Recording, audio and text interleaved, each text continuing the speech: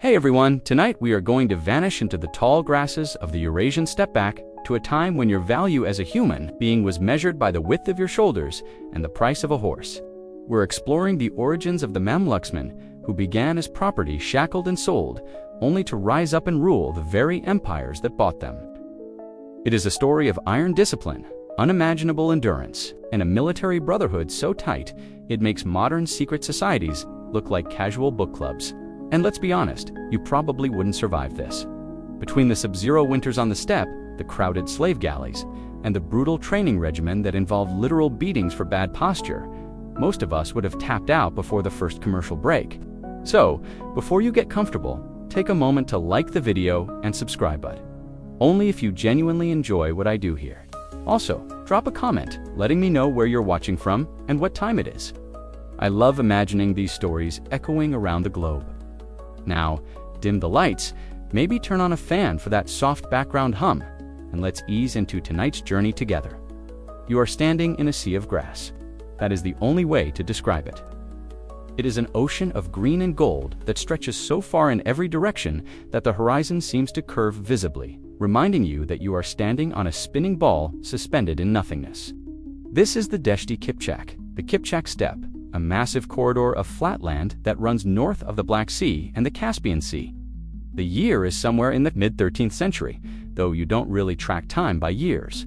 You track it by the height of the grass, the migration of the herds, and the biting frost that turns your breath into clouds. The silence here is heavy. It's not the absence of noise, because there is always the wind hissing through the stalks, and the distant rhythmic thumping of hoofbeats, but it's an absence of clutter. There are no city walls here to hem you in, no stone minarets, no crowded markets, at least, not yet. You are a Kipchak boy, maybe 10 or 11 years old. Your face is broad, your eyes are narrowed against the constant glare of the sun, and your skin is chapped from a wind that feels like it has traveled 10,000 miles just to slap you in the face. You are sitting near the entrance of your family's yurt, a felt tent that smells permanently of wood smoke, wet wool, and old grease. It's a distinct aroma, sort of like if a wet dog rolled around in a campfire, but to you, it smells like safety. You're whittling a piece of birchwood, waiting for your father to return with the horses. Life out here is simple, but it is brutally hard. You don't have a concept of luxury. Luxury is a second bowl of meat stew. Luxury is a winter. Your people are nomads, masters of the horse. In fact, you learned to ride before you could walk properly. There's a running joke among the settled people to the south that Kipchak boys are born with bowed legs because they spend more time in the saddle than on their feet, and honestly, they aren't wrong. You can already shoot a bow from horseback, though you're not a warrior yet. You're just a kid trying to keep the sheep from wandering off. It's a strange existence, balancing on the edge of the world. You belong to a confederation of tribes that dominates this massive stretch of land. This is a mainstream historical fact that often gets glossed over. The Kipchaks, or Cumans as they're known, in the West, controlled a territory larger than most European kingdoms combined, yet because they didn't build stone castles, history often treats them like ghosts. But you aren't a ghost. You're flesh and blood, and right now, you're hungry. You grab a skin of Kumi's fermented mares. Milk canned, take a swig. It's sour, slightly fizzy, and just alcoholic enough to take the edge off the cold. It's an acquired taste, and by acquired, I mean you have to be born here to not immediately spit it out. But it's loaded with calories, and out here, calories are the difference between waking up tomorrow and freezing into a statue. Speaking of statues, you look out toward a low ridge where a few baubles stand. These are the stone statues carved by your ancestors.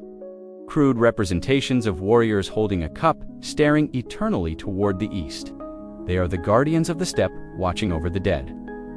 Some of the elders say the statues hold the trapped souls of defeated enemies, forced to serve your ancestors in the afterlife. It's a fringe bit of folklore, a spooky campfire story, but when the twilight hits those stone faces just right, you swear they blink. But today, the statues look indifferent. The wind changes direction, bringing a scent that doesn't belong. It's not the smell of rain or snow. It's the smell of dust kicked up by too many horses and the metallic tang of fear. The silence of the steppe is broken, not by a thunderclap, but by a rumble in the earth.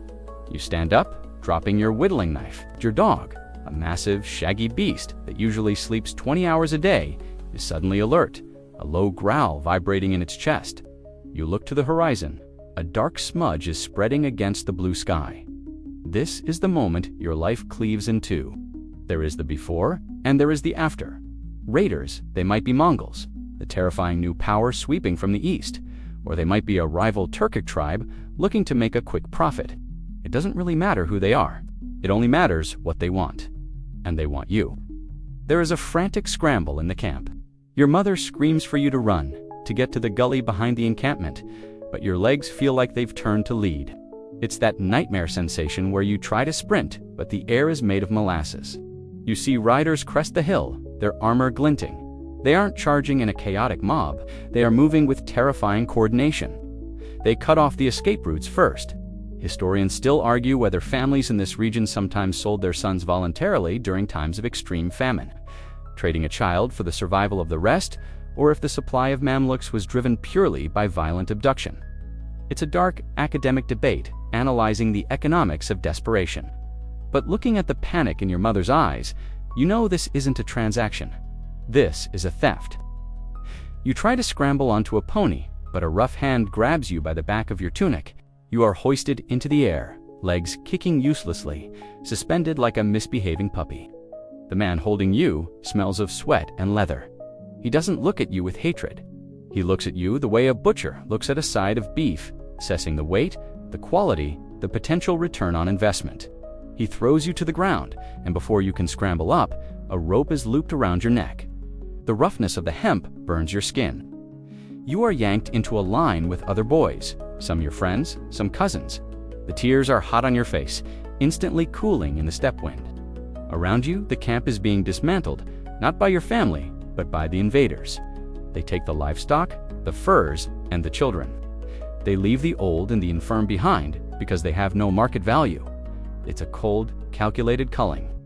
As the column begins to move, dragging you away from the only home you've ever known, you look back one last time.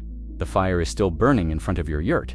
The piece of birchwood you were carving lies in the dirt, unfinished. The bauble statues watch you go, their stone eyes unblinking, offering no help, no intervention. You are walking toward the coast, toward the Black Sea ports where the Genoese and Venetian merchants are waiting. You don't know it yet, but you have just entered the supply chain of the most elite military machine in the medieval world. You are no longer a boy with a name and a family. You are merchandise, and the silence of the steppe is replaced by the jingle of chains and the weeping of the boy tied next to you. You walk for weeks. The grass of the steppe, which once felt like an endless playground, now feels like a cage. Your world shrinks to the patch of dirt directly in front of your feet, and the rhythmic sway of the rope connecting you to the boy ahead. You stumble, you sleep on the hard ground, and you eat scraps that even your dog back home would have sniffed at suspiciously. Eventually, the endless green gives way to the rocky, jagged coastline of the Crimea. The air changes the smell of wood smoke, and horses is replaced by the briny, rotting scent of the sea. It's heavy, humid, and clings to your skin. You've never seen the ocean before. When you first crest the ridge and see the Black Sea stretching out like a bruised slab of slate, it terrifies you. It looks like a giant, restless beast that never sleeps. You are led into Kaffa, a bustling port city that serves as the great interface between the raw resources of the north and the wealth of the south. To you, it's a sensory assault. The streets are narrow and filthy, crowded with people shouting in languages you don't understand. Italian, Greek, Armenian, Arabic. You are herded into a pen. It's basically a livestock corral, but the walls are higher. This is the slave market, the grand central station of human trafficking in the 13th century. You huddle in the corner trying to make yourself small. You've heard stories from the elders about demons with pale skin and eyes like ice. Looking around, you see men who fit the description perfectly. Genoese merchants. These men are dressed in strange, tight-fitting clothes, colorful hose, and velvet doublets that look absurdly impractical compared to your wool tunic. They carry ledgers, not swords. They move through the pens with a detached, clinical air. One of them stops in front of you. He doesn't say hello. He grabs your chin and forces your mouth open to check your teeth. He squeezes your biceps, prods your stomach, and checks your legs for straightness. It is deeply, profoundly humiliating. You are being inspected for defects. This isn't about cruelty for cruelty's sake, it's business. A healthy, robust Kipchak boy fetches a premium price. You are the raw material for a specific product, a soldier. If you have a limp, bad eyesight, or a chronic cough, you are practically worthless to the Mamluk buyers in Cairo. You might be sold off as a domestic servant or a laborer for pennies, but the high-end market is reserved for the perfect physical specimens. The merchant discusses you with the raider who captured you. They haggle. It's surreal to hear your life being reduced to numbers. They argue over the price of your existence, like you're a sack of grain. Too skinny, the Italian grunts, or at least you assume that's what he says by the way he pinches your ribs. Strong stock, the raider counters, slapping your shoulder hard enough to make you wince. He will grow. Finally, coins change hands, heavy silver coins that clink satisfyingly into a pouch. You have been purchased. The raider walks away without a backward glance. The transaction is complete. You now belong to the Genoese merchant, or rather, to the trading company he represents. There is a mainstream historical fact here that often surprises people. European merchants were the primary middlemen in the Mamluk slave trade. While the Crusades were raging, and the Pope was technically forbidding trade with the Muslim powers, the Venetians and Genoese were happily shipping thousands of Christian and pagan boys to Egypt to become soldiers for the Sultan. Profit, as it turns out, has no religion. You are branded, it's a quick, searing pain on your hand or shoulder, marking you as exports-cleared cargo. Then, you are moved to a holding area near the docks. Here, you meet boys from everywhere, Circassians with pale skin and dark hair, Russians with eyes the color of the sky, Georgians, Alans. You don't share a language, but you share the chains. You communicate in gestures and shared misery. There's a weird fringe detail about these markets that you notice. The wellness check, before the final sale or shipment. The merchants sometimes force-feed the boys a rich mixture of oils and fats to make their skin shine and give them the appearance of health, temporarily hiding the malnutrition of the journey. It says the medieval equivalent of putting a fresh coat of wax on a beat-up car before selling it. You are given a bowl of greasy porridge that makes your stomach churn, but you eat it because you're starving. You spend days in this holding pen, watching the ships in the harbor. They are massive wooden castles floating on the water, with masts that scrape the sky. The idea of getting on one makes your knees shake. You are a creature of the steppe of solid ground. The water is for fish and demons. Historians still argue whether the psychological trauma of this commodification created a tabula rasa blank slate that made Mamluk indoctrination so effective, or if these boys retained deep emotional ties to their homelands that influenced their later politics. Were you broken here, or just bent? As you sit in the mud of the pen, shivering in the coastal damp, you don't feel like a blank slate. You feel like a shattered vase, trying to hold the pieces of yourself together. One morning, the gate to the pen opens. It's time. The shouting intensifies. Whips crack, not to injure, but to herd. You are driven toward the docks. The smell of the sea gets stronger, mixing with the scent of tar and unwashed bodies. You step onto the gangplank. The wood creaks under your feet. You look down at the dark, swirling water between the dock and the ship, and for a split second, you consider jumping. Just ending it right here. It would be quick, but you don't. A survival instinct, ancient and stubborn, keeps your feet moving. You step onto the deck of the galley.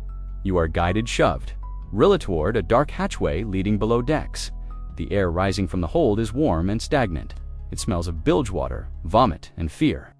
You descend into the belly of the ship. It's dim, lit only by the stray beams of sunlight filtering through the grating above.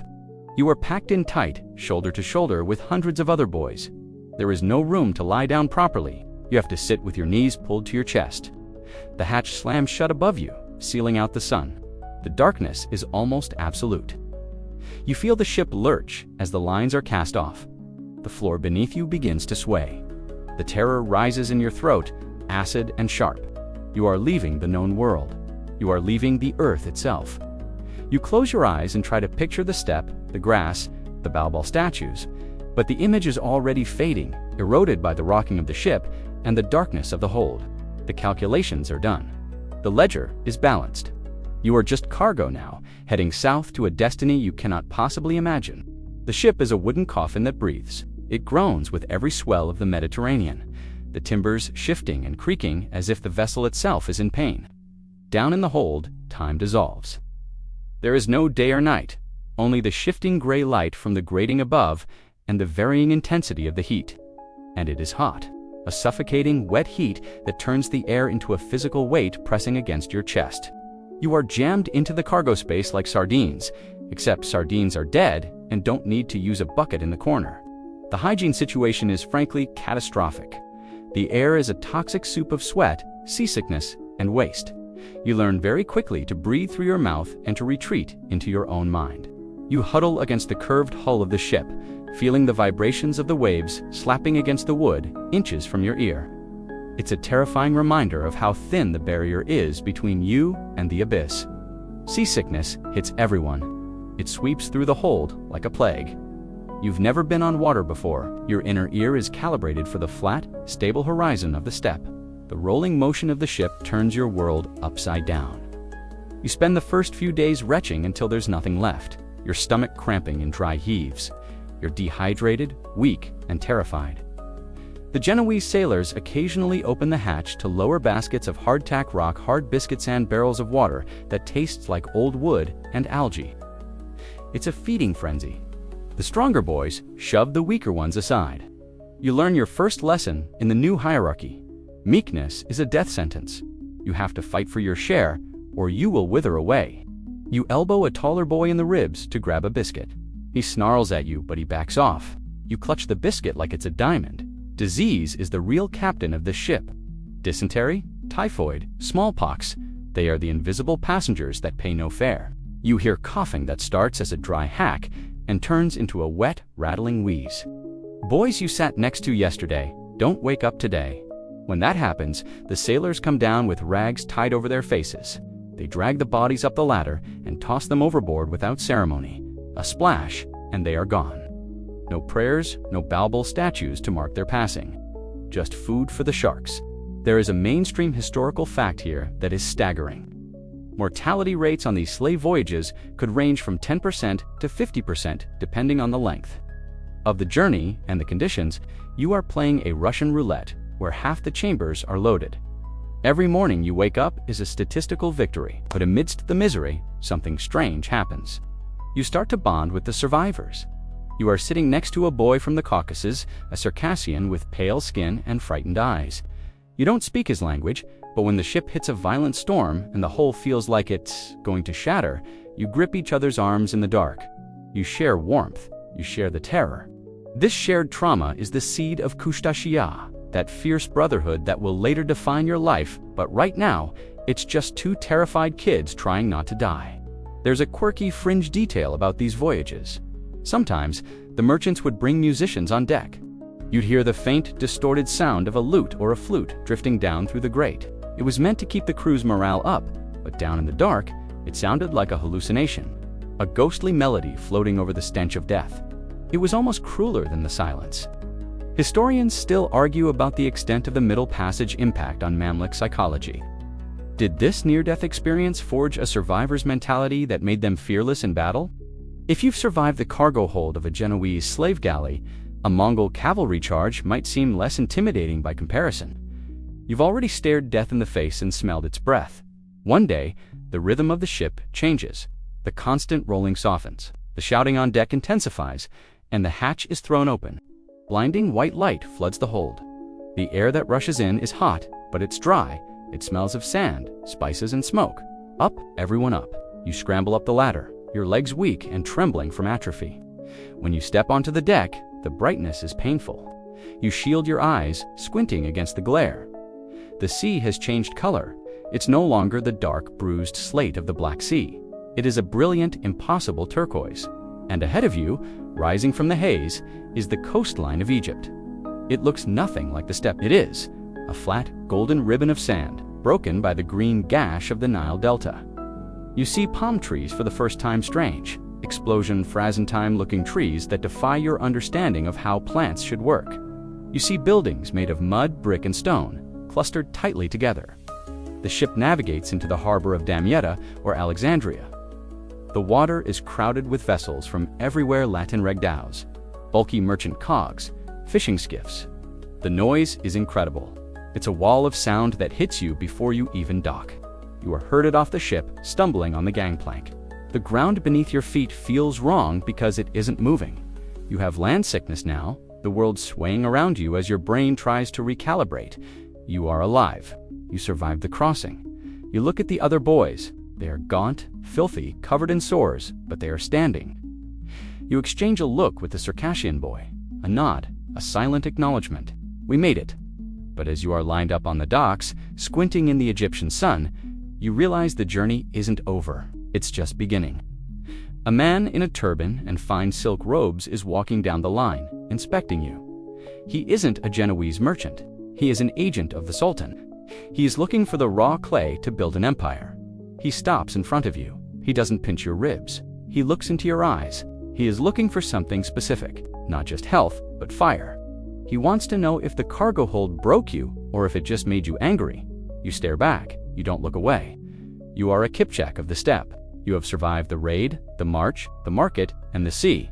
You are not broken. You are just waiting. He nods, seemingly satisfied, and moves to the next boy. You have passed the first test of your new life. You are on Egyptian soil now. The dust of the steppe is gone, replaced by the dust of the desert. And deep inside, the silence of your past is finally, truly dead. The heat in Egypt hits you like a physical blow.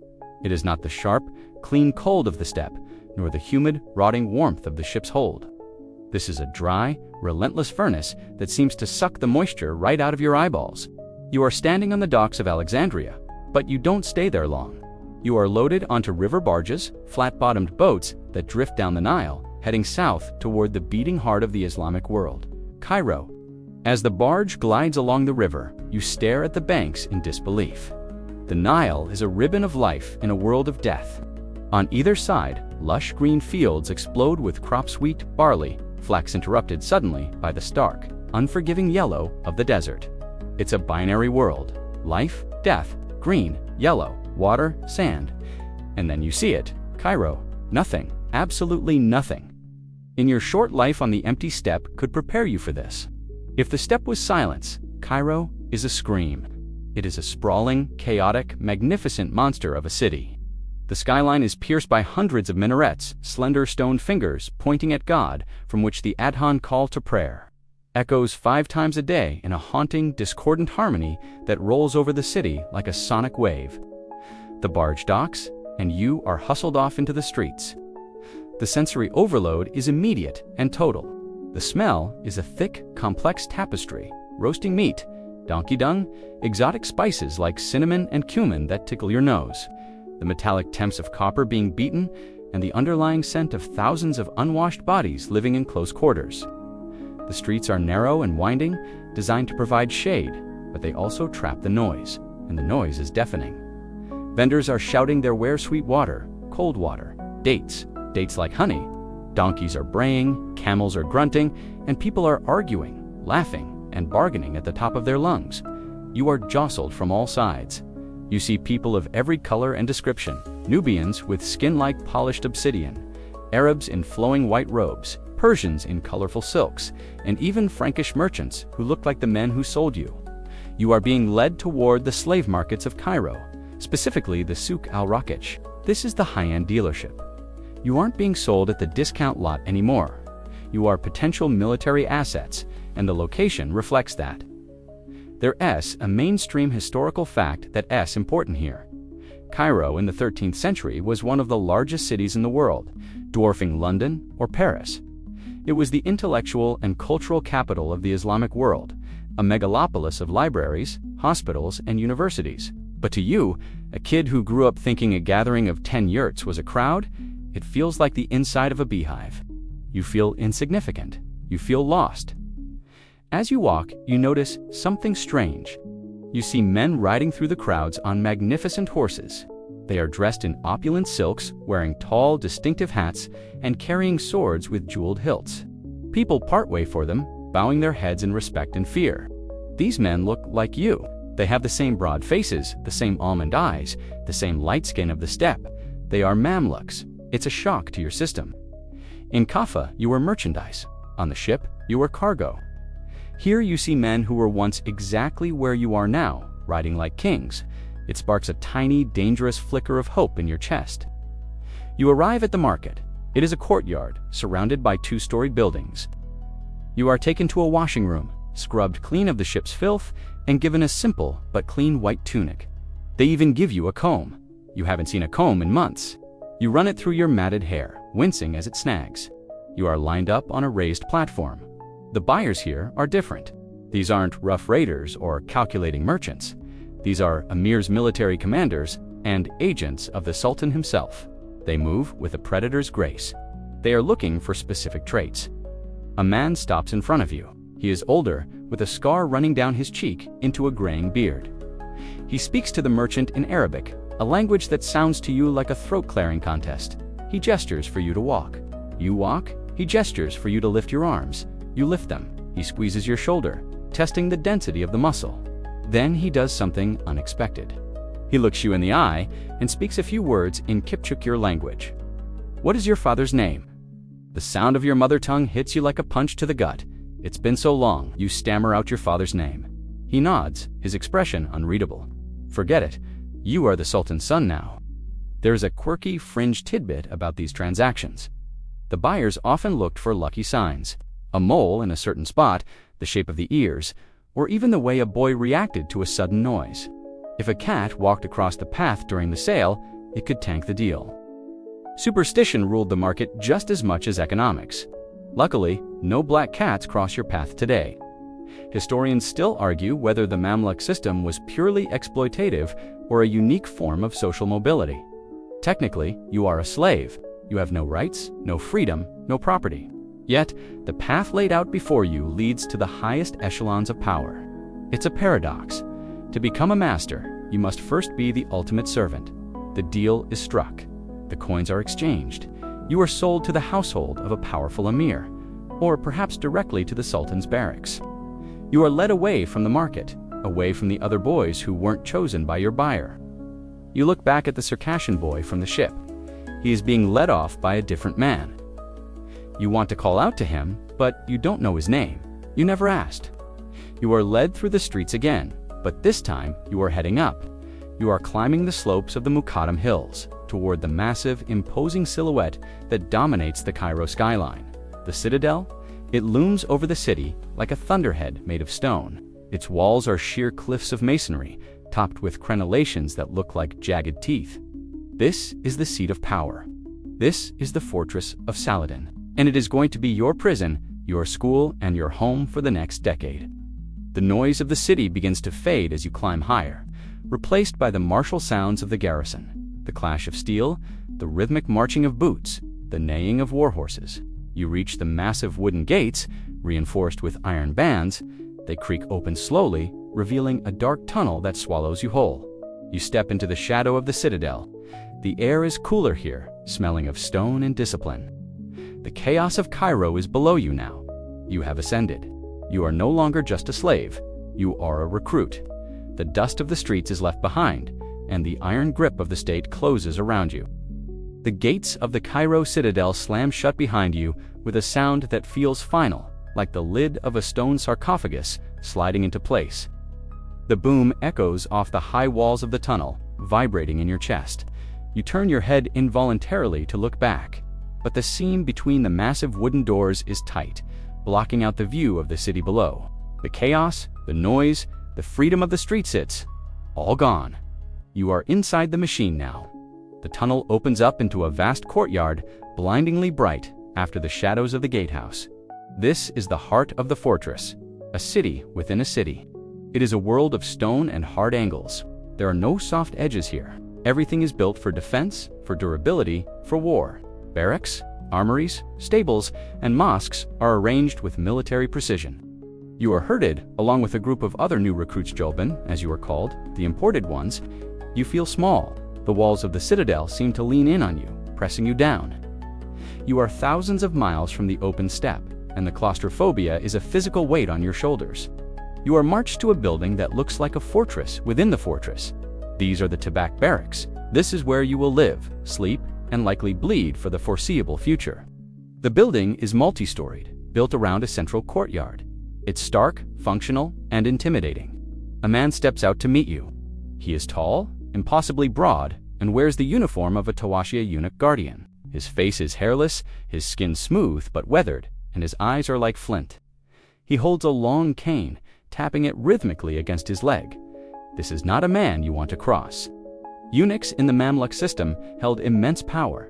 They were the gatekeepers, the disciplinarians, the ones who ensured the raw material was molded correctly.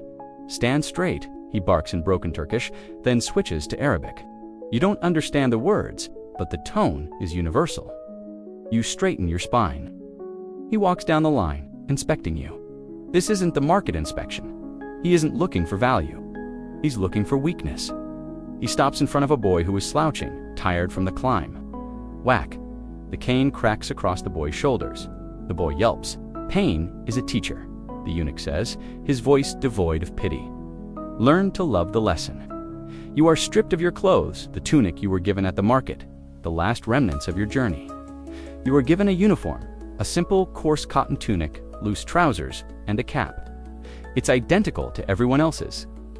There is no individuality here. You are a unit, a number, a blank face in a crowd of blank faces. Then comes the shearing. You are made to sit on a stool while a barber shaves your head. You watch locks of your hair fall to the stone floor. In your culture, hair is significant. It's a connection to your ancestors, a sign of manhood. Seeing it piled on the floor feels like losing a limb. You run a hand over your scalp. It feels strange, alien, vulnerable. There is a mainstream historical fact that is crucial to understand. The citadel was designed to be a completely closed ecosystem for the Mamluks. You were forbidden from leaving. You were forbidden from interacting with the local population. The idea was to create a warrior caste that had no loyalty to anyone but the Sultan and each other. You were an island of foreign warriors floating in an Egyptian sea. But here's a quirky fringe detail. Despite the prison-like atmosphere, the view from the citadel terraces was spectacular. On a clear day, you could see the pyramids of Giza across the Nile Valley. Imagine being a kid from the steppe, staring at those ancient geometric mountains, wondering what kind of giants built them. It must have felt like you had been transported to another planet.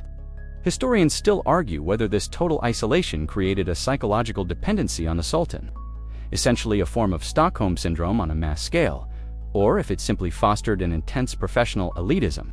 Were you trapped, or were you being elevated above the common rabble?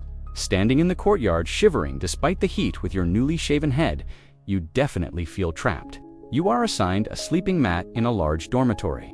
It's Spartan, no pillows, no comforts, just a mat and a blanket. You are told through gestures and harsh words that this is your space. You are responsible for it. If it is dirty, you will be beaten. If you lose your blanket, you will be beaten. If you are late, you will be beaten. The curriculum is simple: compliance or pain. Night falls over the citadel. The sounds of the city below drift up a distant hum of life that you are no longer part of. Torches are lit in the courtyard, casting long, flickering shadows. The eunuchs patrol the hallways, their soft footsteps barely audible. You lie on your mat, staring at the stone ceiling. The reality of your situation sinks in. You are property. You have no family here. Your father and mother are ghosts in a memory. You are surrounded by strangers who are just as scared and lonely as you are, but you can't show it. To show fear is to invite the cane. But as you listen to the breathing of the other boysum snoring, some weeping softly into their arms, you realize something. You are all in the same boat. You are all Julban. You have all lost everything. And in that shared loss, there is a strange, fragile connection forming. You turn your head and see the boy next to you. It's the Circassian from the ship. He's bald now too, looking even more pale and ghostly. He looks at you. You don't speak, you just nod. A tiny gesture of solidarity in the dark. The heavy gates of the citadel have closed behind you. Yes, they have cut you off from the world, but they have also locked you in with your new family. You don't know it yet, but these boys sleeping around you will become closer to you than any brother by blood. They will be your shieldmates, your rivals, your betrayers, and your redeemers. The iron grip isn't just the walls of the fortress, it's the discipline that is about to tighten around your soul. You close your eyes, the image of the pyramids burning behind your eyelids. You are a Mamluk now, and the training is about to begin. The sun hasn't even thought about rising when the gong sounds. It's a harsh, metallic crash that reverberates through the stone dormitory. Jarring you from a dream about the steppe wind, you scramble up. There is no snooze button in the Tibaq. There is only the immediate. Frantic rush to stand at attention before the eunuch arrives with his cane. Today, the erasure of yourself begins in earnest. You've been shaved, you've been uniformed, but those are just cosmetic changes. Now they are coming for your name. You are lined up in the courtyard, shivering in the pre-dawn chill. A scribe sits at a low table with a ledger, dipping a reed pen into an inkwell. The eunuch calls you forward one by one. When it's your turn, you step up. The scribe doesn't look at you. He just asks for your name, your real name, the one your mother whispered to you when you were a baby. You say it. It tastes like ash in your mouth. He writes it down in one column, then strikes a line through it. In the next column, he writes a new name. Baybars, he says, or perhaps Calawan or Lodgen. He looks up at you. This is your name. The other one is dead. Do not answer to it. Do not speak it. Just like that, your history is crossed out. You are given a Turkish name, usually one with a martial or powerful meaning: panther, lion, falcon. It's a rebranding. You aren't a lost boy anymore. You are a weapon in the making, and weapons need cool names. But the erasure goes deeper than names. It attacks your faith. Most of the boys here, including you, come from pagan or shamanistic backgrounds. You worshipped the sky, the spirits of the ancestors, the Tingri that ends now. You are marched to the mosque within the citadel. It is a beautiful, serene space, smelling of incense and cool stone, a stark contrast to the barracks. An imam is waiting for you. He is a kindly-looking man with a white beard, a stark contrast to the eunuchs. He speaks softly. He tells you about Allah. He tells you about the Prophet. He tells you that you are now part of the Ummah, the community of believers. You are taught the Shahada, the declaration of faith. La ilaha illa Allah, Muhammadur Rasul, Allah. There is no God but God, and Muhammad is the messenger of God. You repeat the words. At first, they are just sounds, syllables you memorize to avoid a beating. But as you say them over and over, kneeling on the prayer rug, pressing your forehead to the ground, something shifts. There is a mainstream historical fact here. The religious conversion of Mamluks was not optional, but it was often surprisingly sincere. By converting these boys to Islam, the Sultan wasn't just saving their souls in his view. He was integrating them into the very society they were meant to protect. It created a moral framework for their service. You weren't just fighting for a paycheck. You were fighting for God. However, the erasure isn't total. It's more of an overlay. You still think in Kipchak. You still dream of the shaman's drum. But you learn to bury those things deep under layers of Arabic prayers and Mamluk discipline. Here's a quirky fringe detail. Despite the strict Islamic indoctrination, many Mamluks retained superstitions from the steppe. They would wear amulets hidden under their armor or perform small rituals involving salt or iron before a battle. It was a syncretic mixila in the mosque, tengri in the saddle. The eunuchs tried to beat it out of them, but you can't whip the steppe out of a nomad entirely. Historians still argue whether this forced conversion created a zealot classmen who were more Muslim than the born Muslims because they had to prove their piety, if their faith was more pragmatic, a tool of statecraft. As you kneel in the mosque, listening to the imam's hypnotic chanting, you don't feel like a zealot. You just feel like you've been given a new set of rules to survive by. The day continues with lessons on etiquette. You are taught how to walk, how to sit, how to address a superior. You are taught that your eyes should be lowered in the presence of an emir. You are taught that silence is a virtue. The boisterous, chaotic energy of a nomadic camp is replaced by the hushed, precise atmosphere of a royal court. It's psychological reprogramming. They are dismantling the wild, independent spirit of the nomad and replacing it with the disciplined, obedient soul of a soldier bureaucrat. They want you to be fierce, yes, but only when they pull the trigger. The rest of the time, you must be a statue.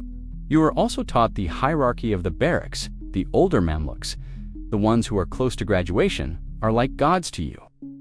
They stride through the courtyard with confidence, their swords swinging at their hips. You watch them with a mix of envy and fear. They are what you are supposed to become. They are the finished product.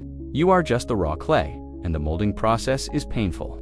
One evening, after the final prayer, you are sitting in the dormitory. The eunuch has left for a moment. The boy next to Yutha, one who is renamed Abok, whispers to you in Kipchak, "Do you remember the taste of kumis, Euphrates?" Speaking your old language is forbidden during instruction, though tolerated in the barracks to some degree, but bringing up the old life is dangerous. It weakens the resolve.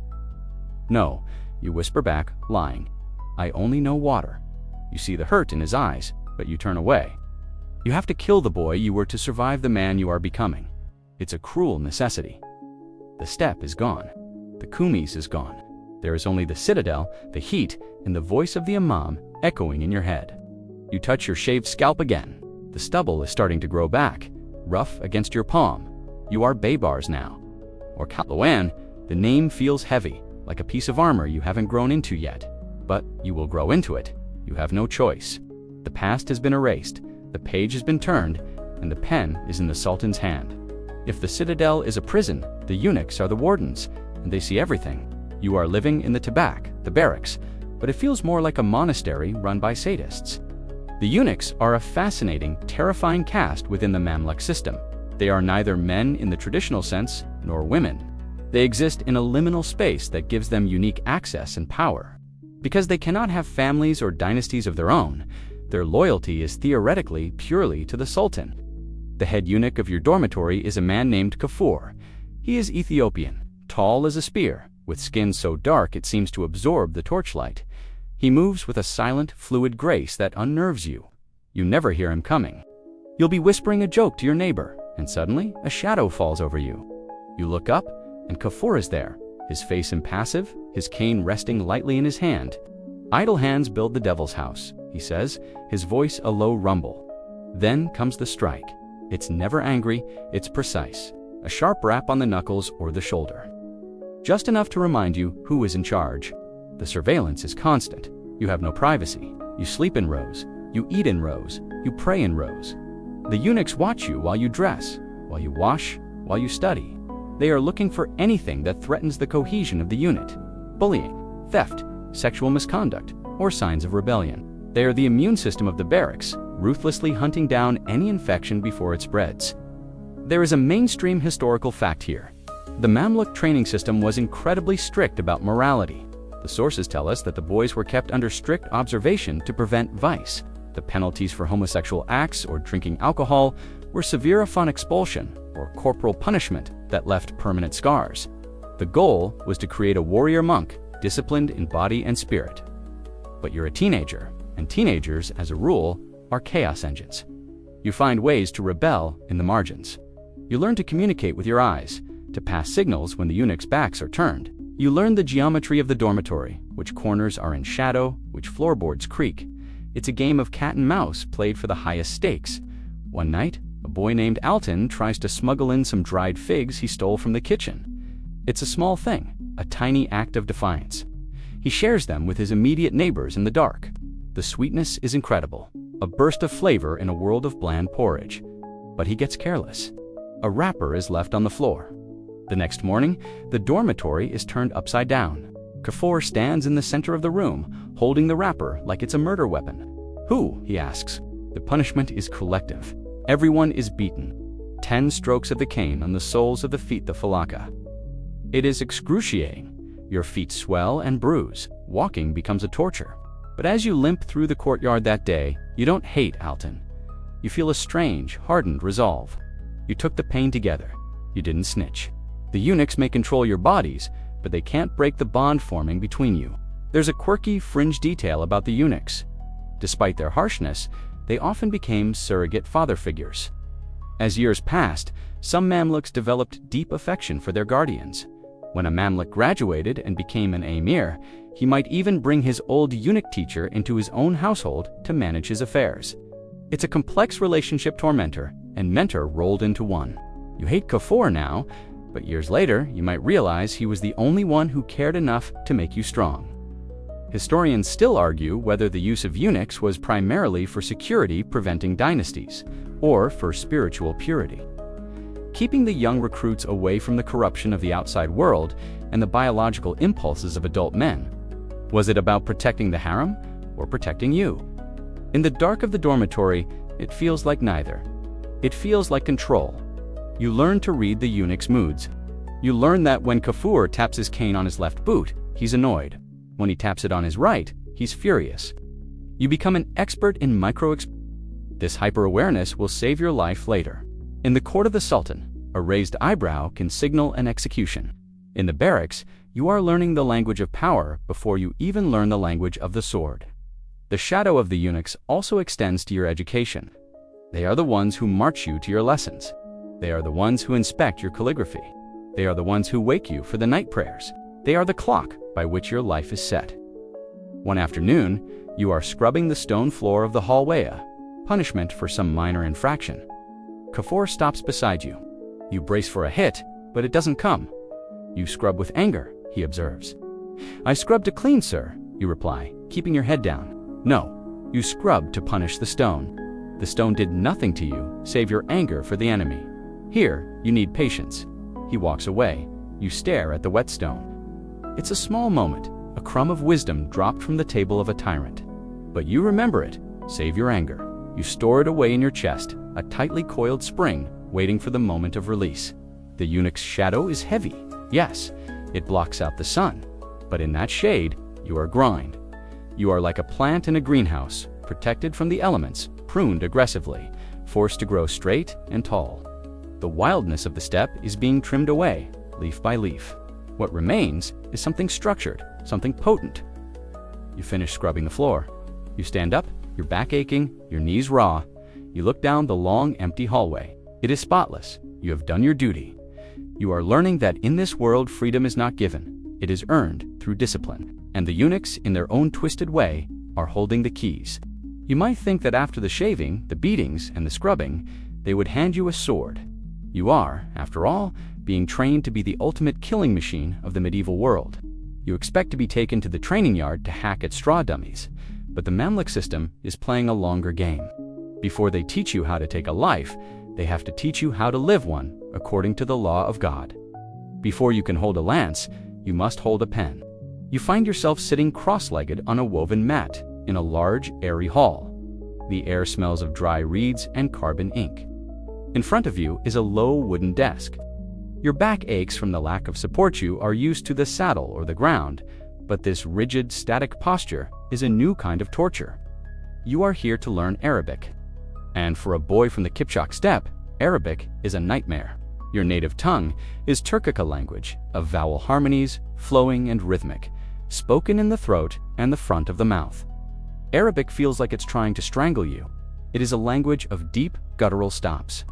Emphatic consonants that require you to constrict muscles in your throat you didn't even know you had. You spend hours just trying to pronounce the letter Qaf correctly without sounding like a dying crow. Your teacher is a faqih, a scholar of religious law. He is not a eunuch, but he commands a different kind of fear. He holds a long, thin switch. If your recitation falters, if your pronunciation slips, the switch snaps across your knuckles. It is sharp, stinging pain, precise and immediate. Again, he says, his voice dry as parchment, Alhamdulillahi, Rabbal Alamin. You repeat it. Praise be to God, the Lord of the worlds. You are memorizing the Quran. You start with the short surahs at the end of the book and work your way backward to the massive chapters like Al-Baqarah. It is rote learning, a rhythmic chanting that fills the hall like the buzzing of 1,000 bees. You rock back and forth as you recite, a motion that is supposed to help the words stick in your brain. There is a mainstream historical fact here that sets the Mamluks apart from almost any other slave army in history. They were highly educated.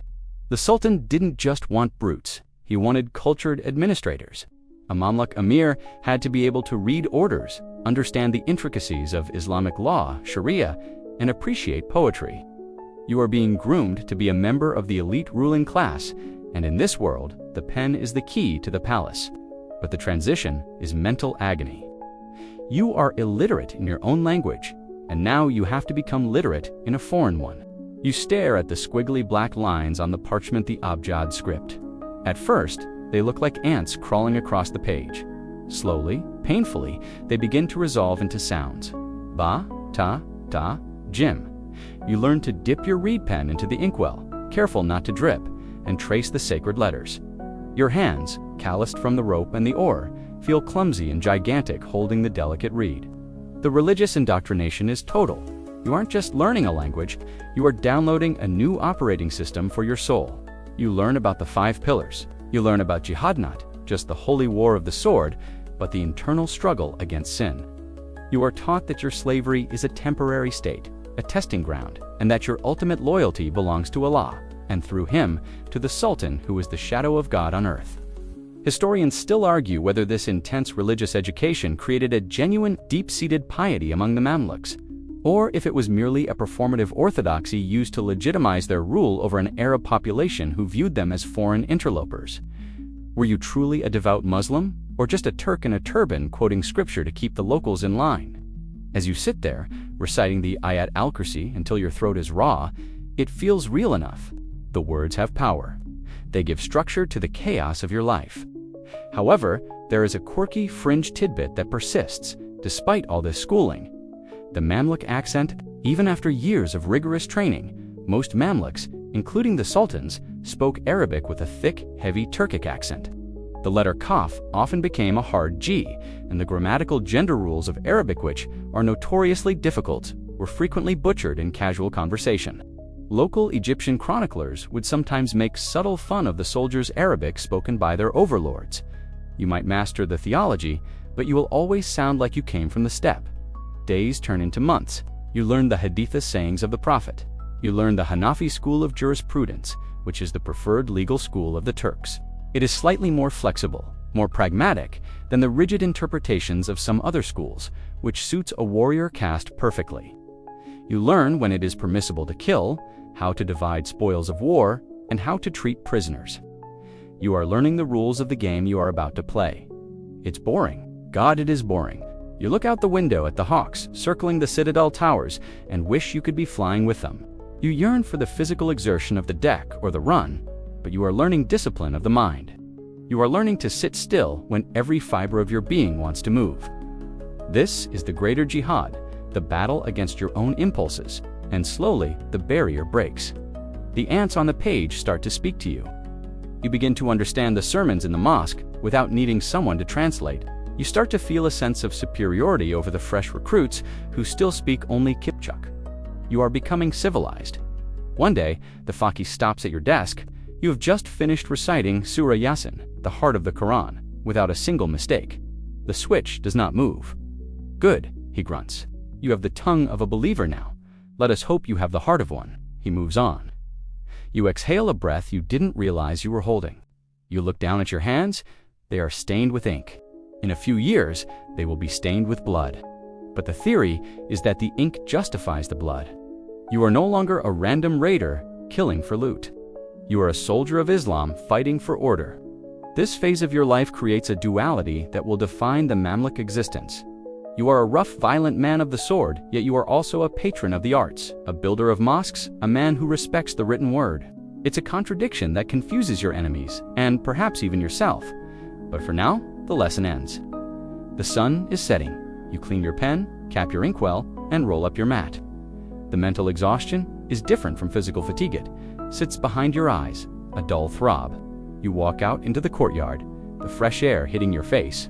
You hear the call to prayer ringing out from the minarets below in Cairo, Allahu Akbar. For the first time, you don't just hear a sound.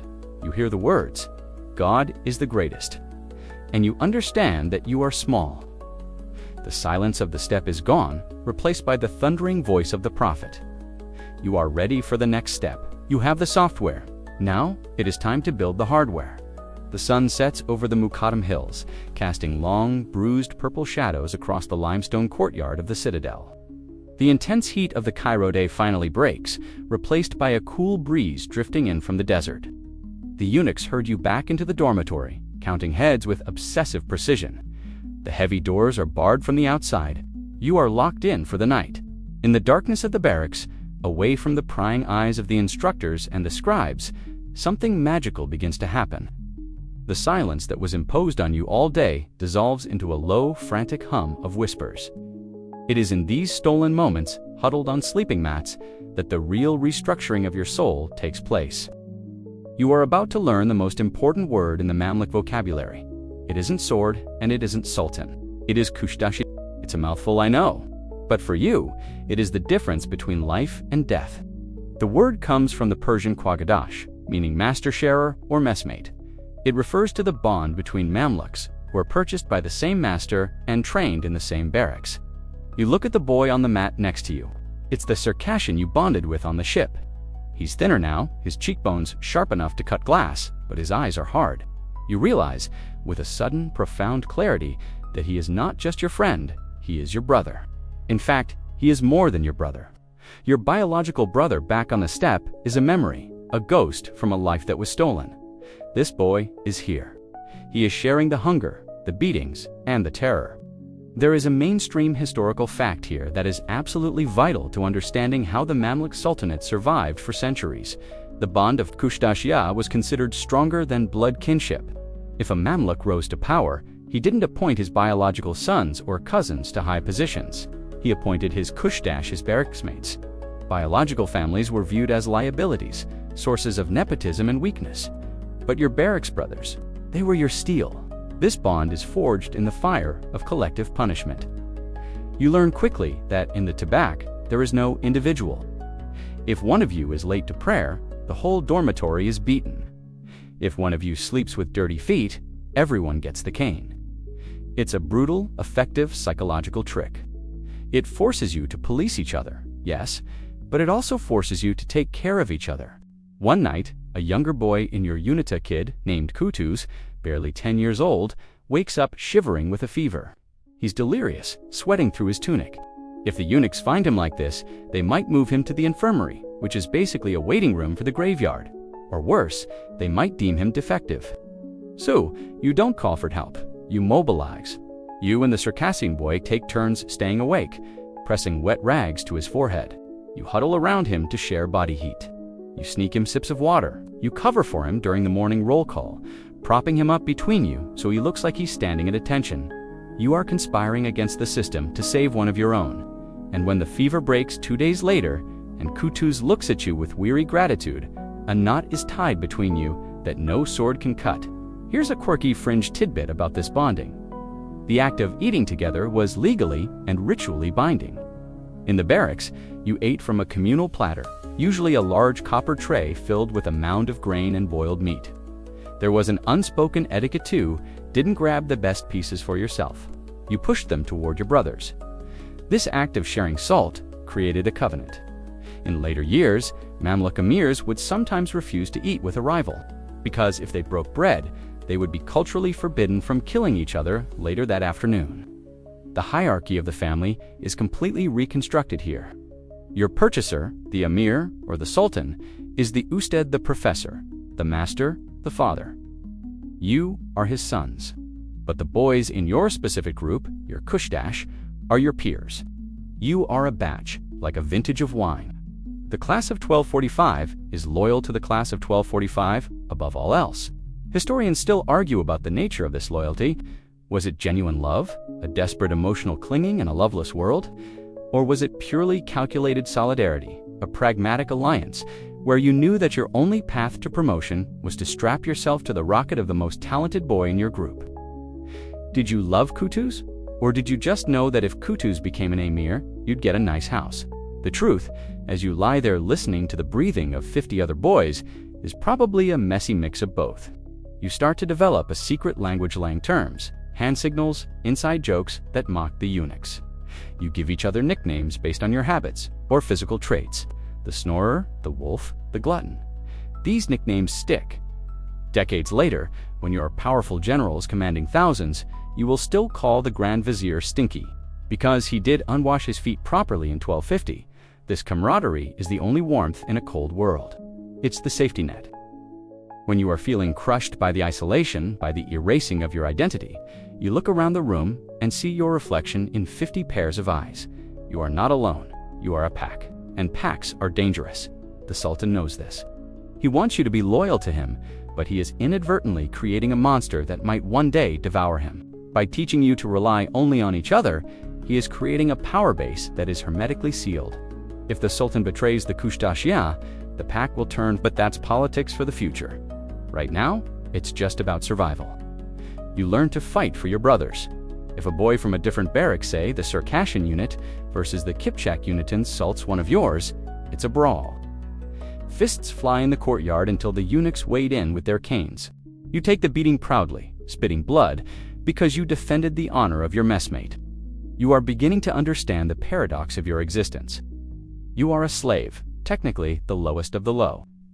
Yet, you are part of an exclusive club that looks down on the freeborn population of Egypt.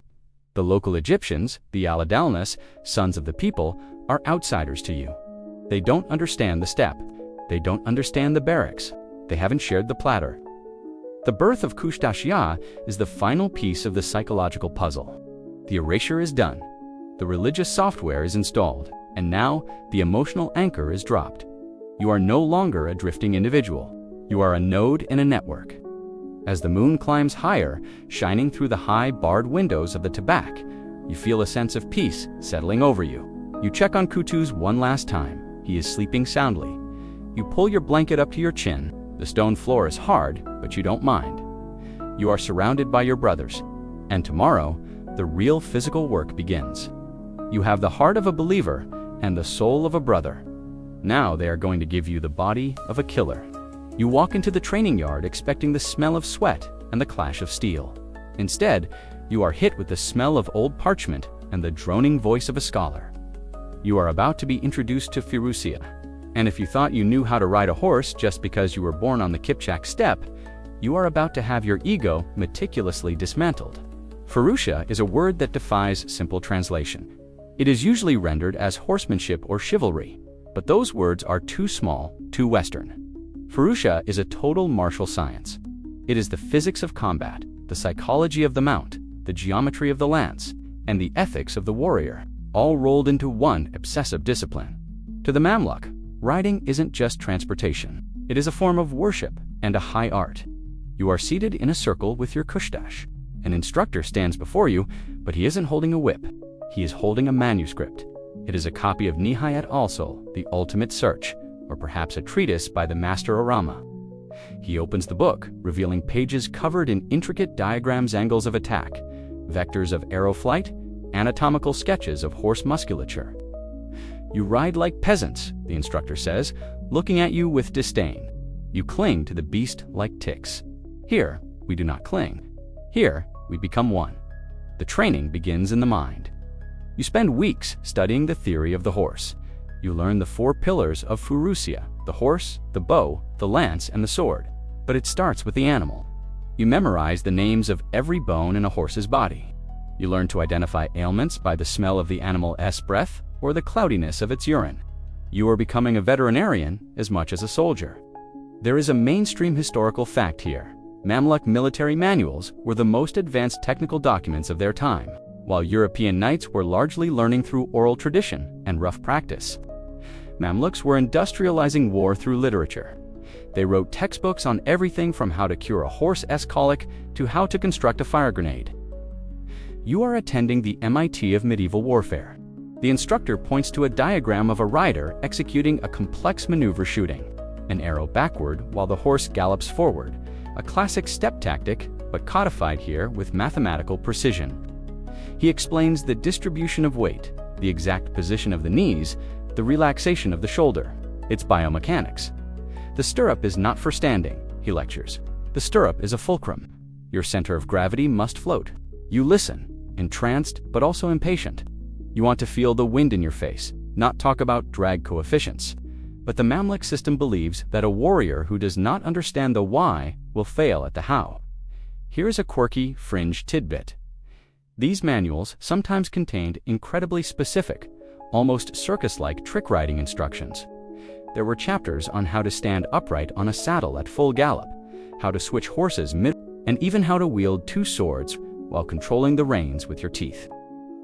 It sounds like showing off, and it was, but the theory was that if you could do the impossible in practice, the possible would feel easy in battle. It was the medieval equivalent of doing push-ups on a medicine ball. You also learn the spiritual dimension of the horse. In the Mamluk worldview, the horse is a noble creature, created by God to serve the mujahid, holy warrior. To mistreat a horse is a sin. To neglect its grooming is a crime. You are taught that the horse has a nafs, soul, self, and that you must communicate with it, not dominate it. It's a partnership. If the horse dies, you die. Historians still argue whether this rigid adherence to Furusiyya manuals eventually became a trap. Did the Mamluks become so obsessed with the perfect form of traditional cavalry warfare that they became blind to innovation? Did they fetishize the lance and the bow so much that they couldn't respect the ugly, graceless efficiency of the musket when it appeared centuries later? Were you learning a science that would eventually become a museum exhibit? But right now, in the 13th century, this is the cutting edge. You are learning the tactical formations, the karate squadrons, the crescent formation for envelopment, the feigned retreat. You discuss the strengths and weaknesses of your enemies. The Crusaders, heavy, slow, dangerous in a straight line, but clumsy. The Mongols, fast, disciplined, lethal at rangier dark mirrors. The instructor draws a formation in the sand. The Crusaders rely on shock, he says. We rely on mobility. We do not block the hammer. We become the water that flows around it. You spend hours debating hypothetical scenarios. What if the ground is muddy? What if the sun is in your eyes? What if your horse is wounded in the left leg? You are being taught to think 3 moves ahead. This is mental conditioning. They are building a processor in your brain that can analyze a chaotic battlefield in split seconds. It's exhausting in a different way than the physical labor. Your brain hurts. You dream of diagrams. You see angles and vectors when you walk across the courtyard. You look at a horse not as an animal, but as a collection of levers and pulleys powered by a divine spark. One afternoon, the instructor brings out a live horse. It's a magnificent Arabian stallion, gray as a storm cloud, with nostrils that flare like trumpets. It stands in the center of the circle, vibrating with energy. This, the instructor says, placing a hand on the horse's neck, is not a tool. This is your passport to paradise. Treat him better than you treat yourself. He makes you walk around the horse, pointing out the conformation, the slope of the shoulder, the depth of the chest. He quizzes you. You hesitate, looking at the perfection before you. Then you spot it. A slight turning in of the rear hoof. The rear stance is narrow. Sir, he will lack stability in the turn. The instructor nods, a rare flicker of approval. He is fast, but he cannot pivot. You would not ride him against Mongols. You would ride him as a courier. You feel a surge of pride. You are beginning to see with the eyes of a master. The silence of the steppe, where you just rode by instinct, is being replaced by the articulate vocabulary of the professional. You are no longer just a boy who can stick to a pony. You are a student of the highest martial tradition in the world. But as the lesson ends and the sun dips low, the instructor gives you a cruel smile. You have learned the mind of the horse, he says, wiping chalk from his hands. Now, you must earn his respect. Tomorrow, you go to the stables, and you will not be riding. He pauses for effect. You will be shoveling. The reality check hits you. You thought the intellectual phase meant you were graduating to elite status, but Furusiyya demands humility before glory. You can quote the manuals, you can diagram the charge, you can recite the lineage of the prophet's horses. But until you have spent months knee-deep in manure, understanding the animal from the ground up, you are not a Mamluk. You are just a boy with a book. The theoretical manuals are put away. The ink on your fingers fades, replaced by something much harder to wash off. You are standing at the entrance to the royal stables, the Istanbul Sultani. It is a massive complex, a cathedral of stone and timber that houses thousands of the finest horses in the known world. And you, the aspiring elite commander, the defender of the faith, the future scourge of the Mongols, you are here to pick up poop. Welcome to the glamour of the medieval special forces. The smell is the first thing that hits you. It is a thick, ammoniac wall of manure, wet straw, horse sweat, and leather. To a modern nose, it might be repulsive, but to a Mamluk, this is the scent of power. A cavalry army runs on grain and grass, and it produces literal mountains of waste.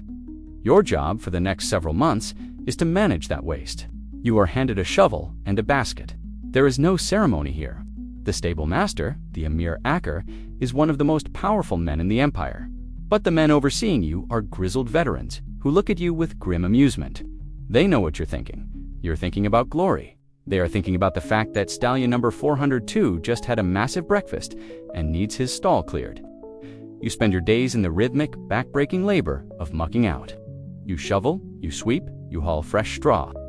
Your muscles, already lean from the physical training, begin to harden into steel cables.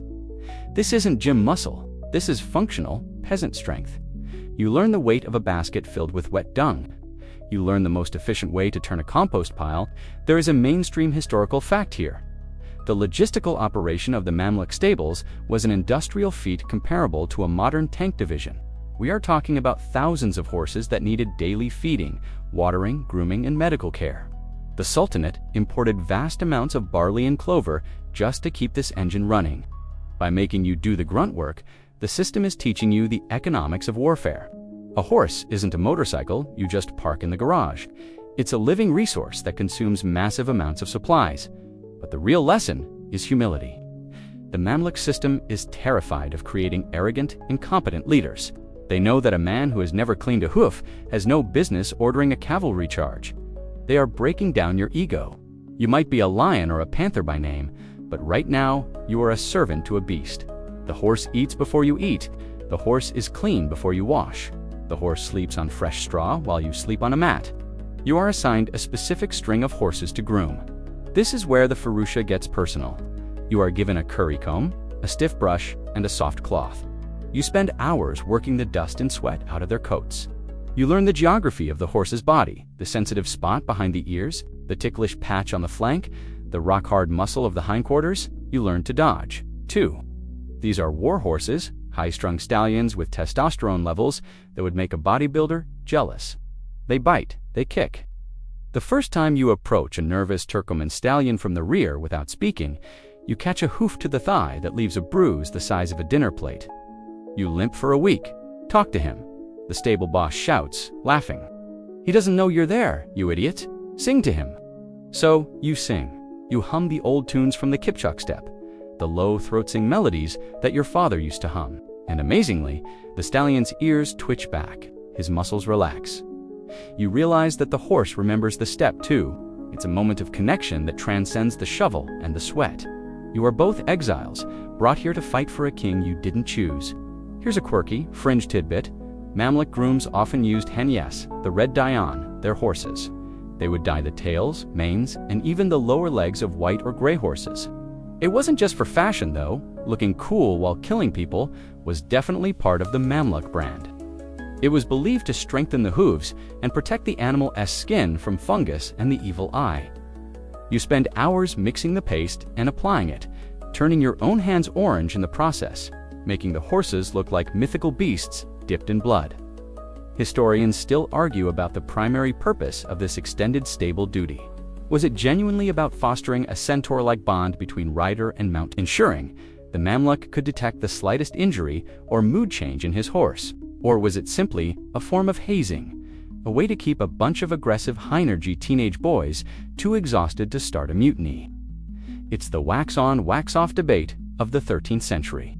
As you brush the coat of a particularly magnificent bay stallion, watching the dust motes dance in the shaft of sunlight falling through the high windows, you start to understand the animal's language.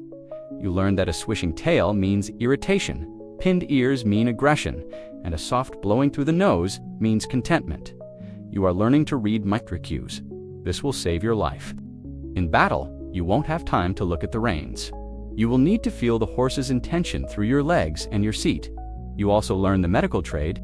You learn to check for thrush in the hooves, a foul-smelling fungal infection that can lame a horse. You learn to mix poultices for swollen tendons.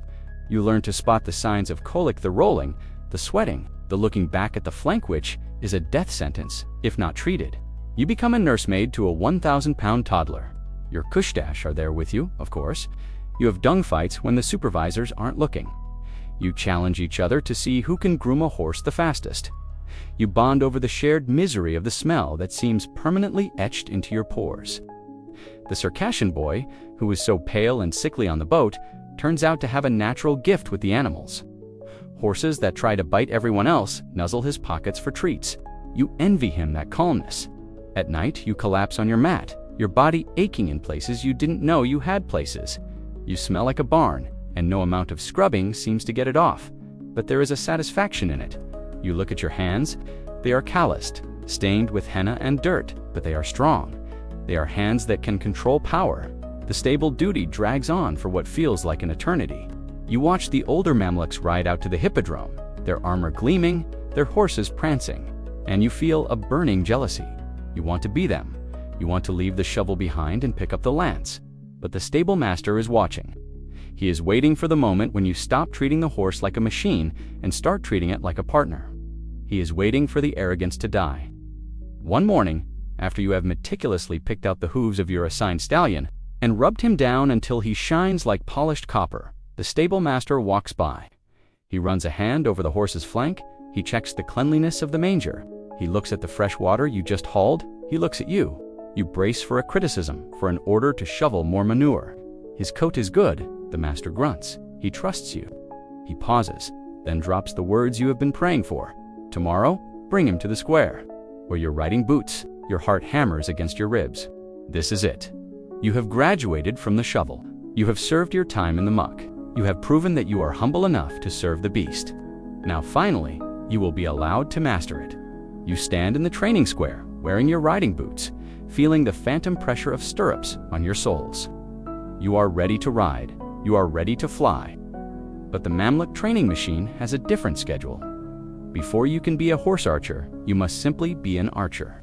And before you can be an archer, you must endure a specific kind of torture that focuses entirely on the thumb of your right hand. You are handed a bow. It doesn't look like much. It's unstrung, curved backward in a C shape like a reflexed snake. This is the composite bow, the weapon that allowed the Mongols to conquer half the known world, and the weapon you will use to stop them. There is a mainstream historical fact here that is essential to grasp. The composite bow was the nuclear weapon of the medieval era. It wasn't just a stick with a string like the European longbow. It was a piece of high-tech engineering made of a wood core horn on the belly, facing you to compress, and sinew on the back, facing away to stretch. It took years to cure and manufacture. Pound for pound, it stored more energy and delivered it faster than anything else on the battlefield. It was compact, lethal, and incredibly difficult to master. Your instructor, a scarred veteran with forearms like tree trunks, demonstrates the stringing. He steps through the bow, using his leg as a lever to bend the stiff limbs and slip the string into the nocks. It looks effortless. When you try it, the bow feels like a steel spring. It snaps back, nearly taking your ear off. You struggle, sweating, until you finally wrestle the weapon into submission. Then comes the draw. In the West, archers pull the string with 3 fingers. It's intuitive, but you are not in the West. You are learning the Mongol draw or the thumb draw. You hook your thumb around the string, tucking it under your index finger to lock it in place. This allows for a cleaner release and keeps the arrow on the right side of the bow, which is crucial for rapid reloading while galloping. But there is a problem. The entire draw weight of the bow, perhaps 80 to 100 pounds or merez, concentrated on a single digit. You pull back. The string bites into the meat of your thumb. You hold it. Hold, the instructor barks. Steadiness is accuracy. Your arm shakes. Your thumb feels like it's being sawed off. The pain is sharp, white-hot, traveling up your wrist. Release. You let go. The string snaps forward, sending the arrow into the dirt 10 feet away. Your thumb is throbbing. It's red and angry. Again, you do it again and again and again. By the 50th draw, your thumb is blistered. By the 100th, it is bleeding. The blood makes the string slippery, which earns you a smack from the instructor. You are not allowed to stop. You are destroying the nerves in your thumb to rebuild them. To help you survive this, you are given a zigjir, a thumb ring. It is made of leather at first, then later bone, jade, or ivory. It protects the skin, but it doesn't stop the pressure. The ring acts as a sear, like the trigger mechanism of a gun, allowing for a crisp, instantaneous release. But getting used to the ring is a torment in itself. It pinches, it chafes, and it feels alien. Here's a quirky fringe tidbit. Mamluk archers trained using a device called a habel, a simple rope and handle system, or sometimes a heavy stone, attached to a cord to simulate the draw weight without the risk of dry firing a bow. They would stand for hours just holding the weight in the draw position to build the specific back muscles required. It was isometric weightlifting. You would stand there, shaking, sweat dripping into your eyes, holding a rock, while the instructor walked down the line, poking your stomach to make sure your core was engaged. The training is relentless. You aren't aiming at targets yet. You are aiming at form. You learn the kutra, the follow-through, where the bow hand drops and twists after the shot, adding that final snap of velocity. You learn to load arrows from a quiver on your right hip, then your back, blindly finding the knock by feel. Historians still argue about the maximum effective range of these Mamluk archers compared to the English longbowmen. Some sources claim Mamluks could shoot accurate volley fire at 250 yards, while others suggest the real lethality was closer to 150 yards. The debate centers on flight shooting for distance versus target shooting for penetration. But standing there with a bleeding thumb, you don't care about the academic debate.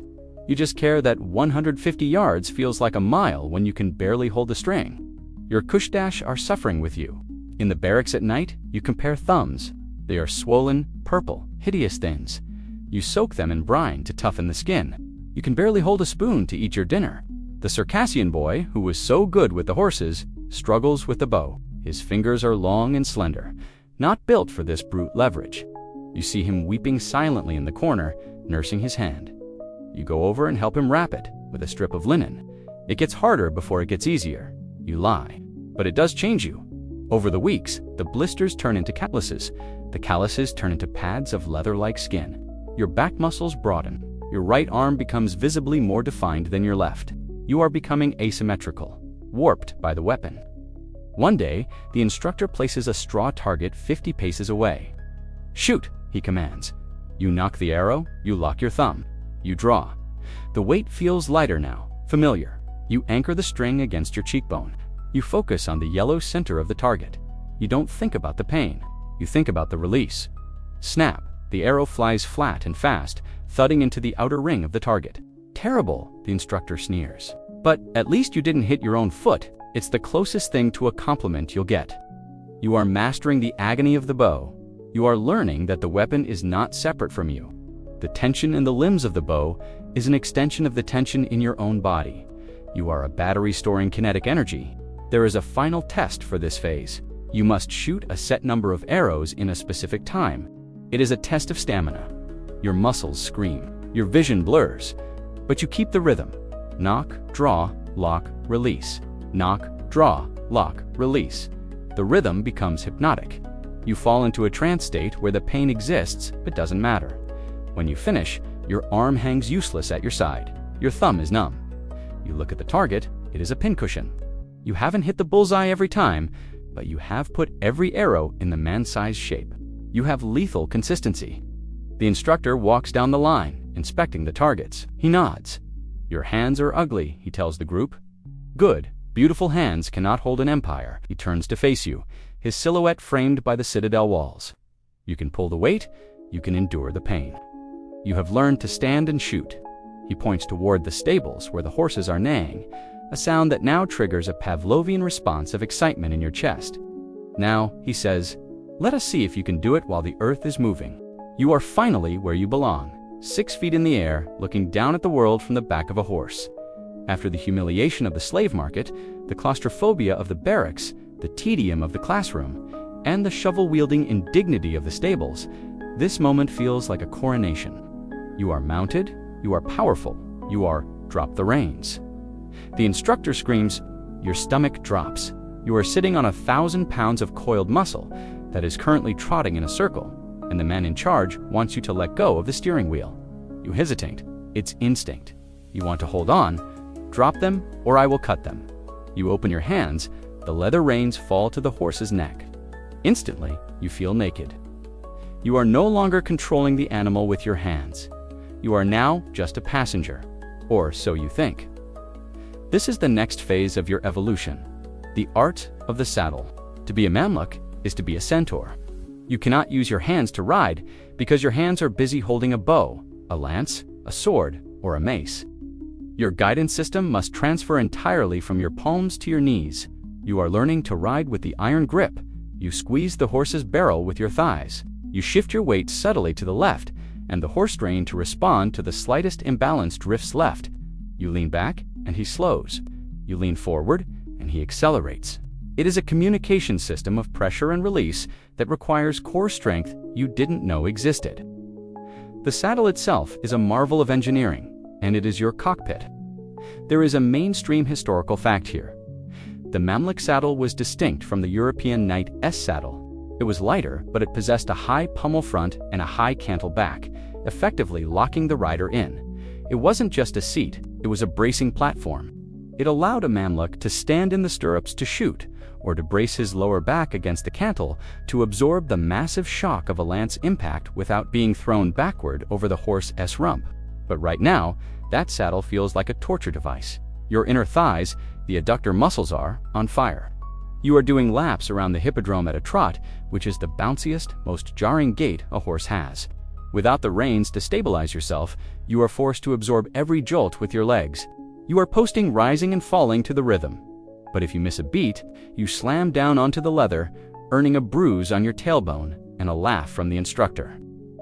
"You are a sack of potatoes," he yells. "Be water, be the wave." You try to be the wave. Mostly, you are just in pain. When you finally dismount after hours of this, your legs are trembling so bad you can't stand straight. You walk like a duck. Your Khusdash are all walking like ducks. The dormitory that night looks less like a barracks for elite warriors, and more like a geriatric ward, with everyone groaning and rubbing their thighs with liniment that smells of camphor and regret. Here's a quirky fringe tidbit. To strengthen these specific riding muscles, the training sometimes involved dry runs on a wooden horse or a barrel suspended by ropes. You would sit on this static object for hours, squeezing your knees against it while holding heavy weights in your outstretched arms. It was an isometric nightmare designed to ensure that even if you were knocked unconscious in battle, your legs would stay locked around the horse. They were wiring your nervous system to grip by default. Historians still argue whether this specific style of riding, the Turkish style with shorter stirrups, gave the Mamluks a decisive agility, advantage over the Crusaders who rode with long stirrups and straight legs. The debate is about center of gravity. By riding short, you can stand up and pivot your torso 360 degrees to shoot. You are a turret. The Crusader is a battering ram. Both are deadly, but yours is flexible.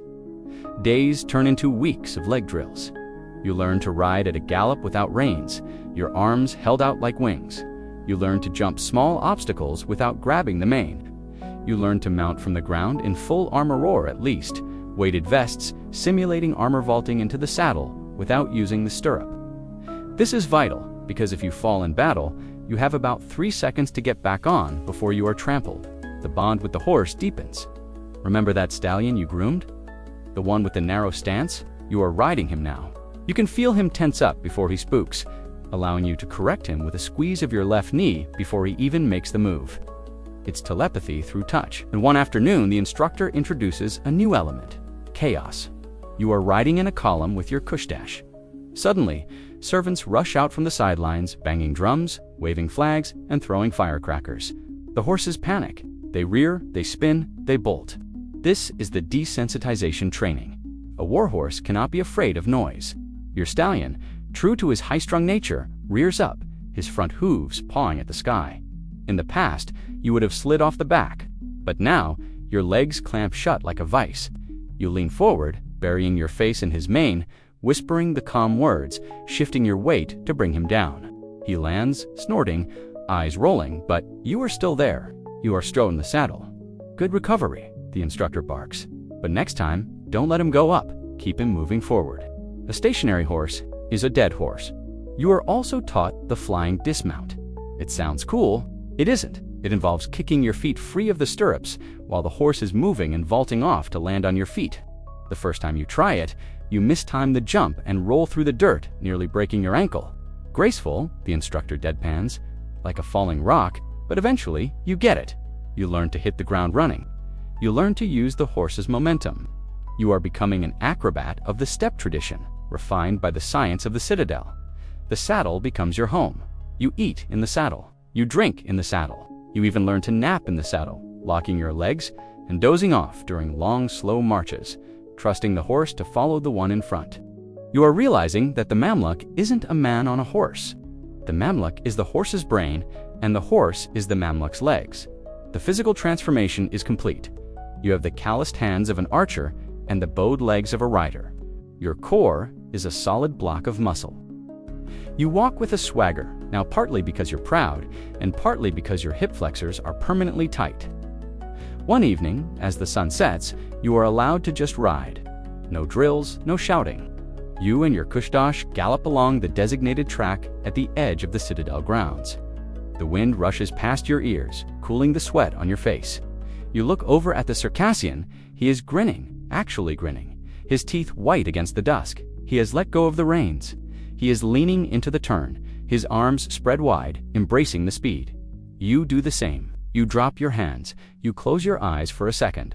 You feel the rhythm of the hooves da-da-dum. You feel the immense power of the beast beneath you, and you know that you are controlling it with nothing but your will and your legs. This is freedom. It's a strange kind of freedom granted by a master who owns you.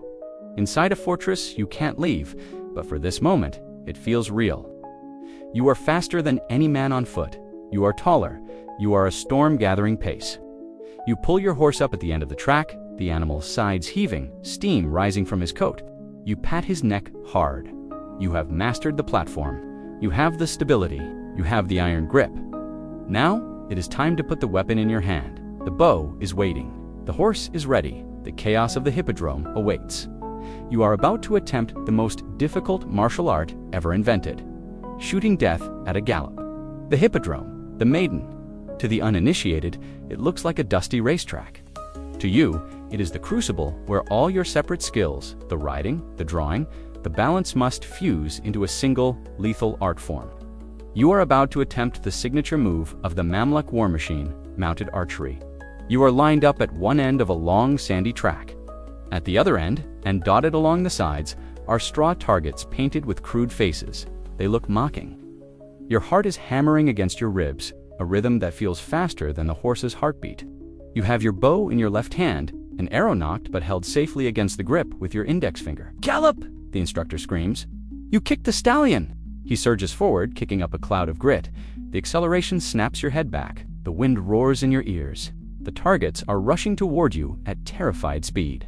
You try to raise the bow. The horse is bouncing. Your arm is bouncing. The target is bouncing. It feels like trying to thread a needle while riding a roller coaster during an earthquake. You draw the string, or at least you try to. The wind catches the bow, twisting it. You panic. You release. The arrow flies wild, soaring over the citadel wall and probably hitting a very surprised pigeon in downtown Cairo. You fumble for the second arrow, but your hand is shaking and the horse is moving too fast. You miss the knock. You drop the arrow. By the time you look up, you have passed all the targets. You rein in at the end of the track, chest heaving, face burning with shame. The instructor is not impressed.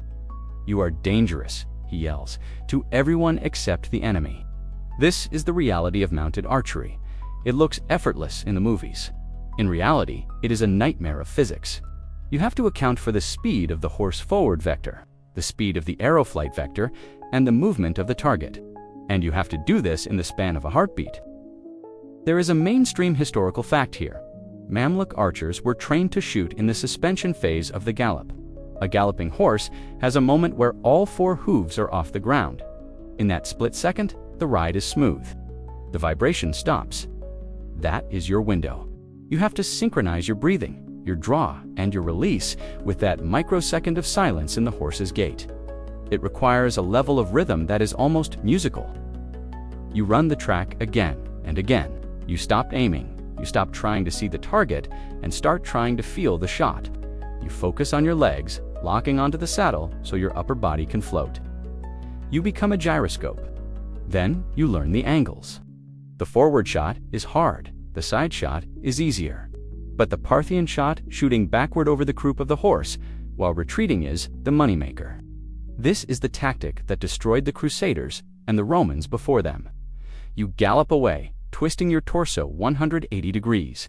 The enemy thinks you are fleeing. They break formation to chase you, and then snap, you put an arrow in their chest. To practice this, the instructors introduced the Tibaq.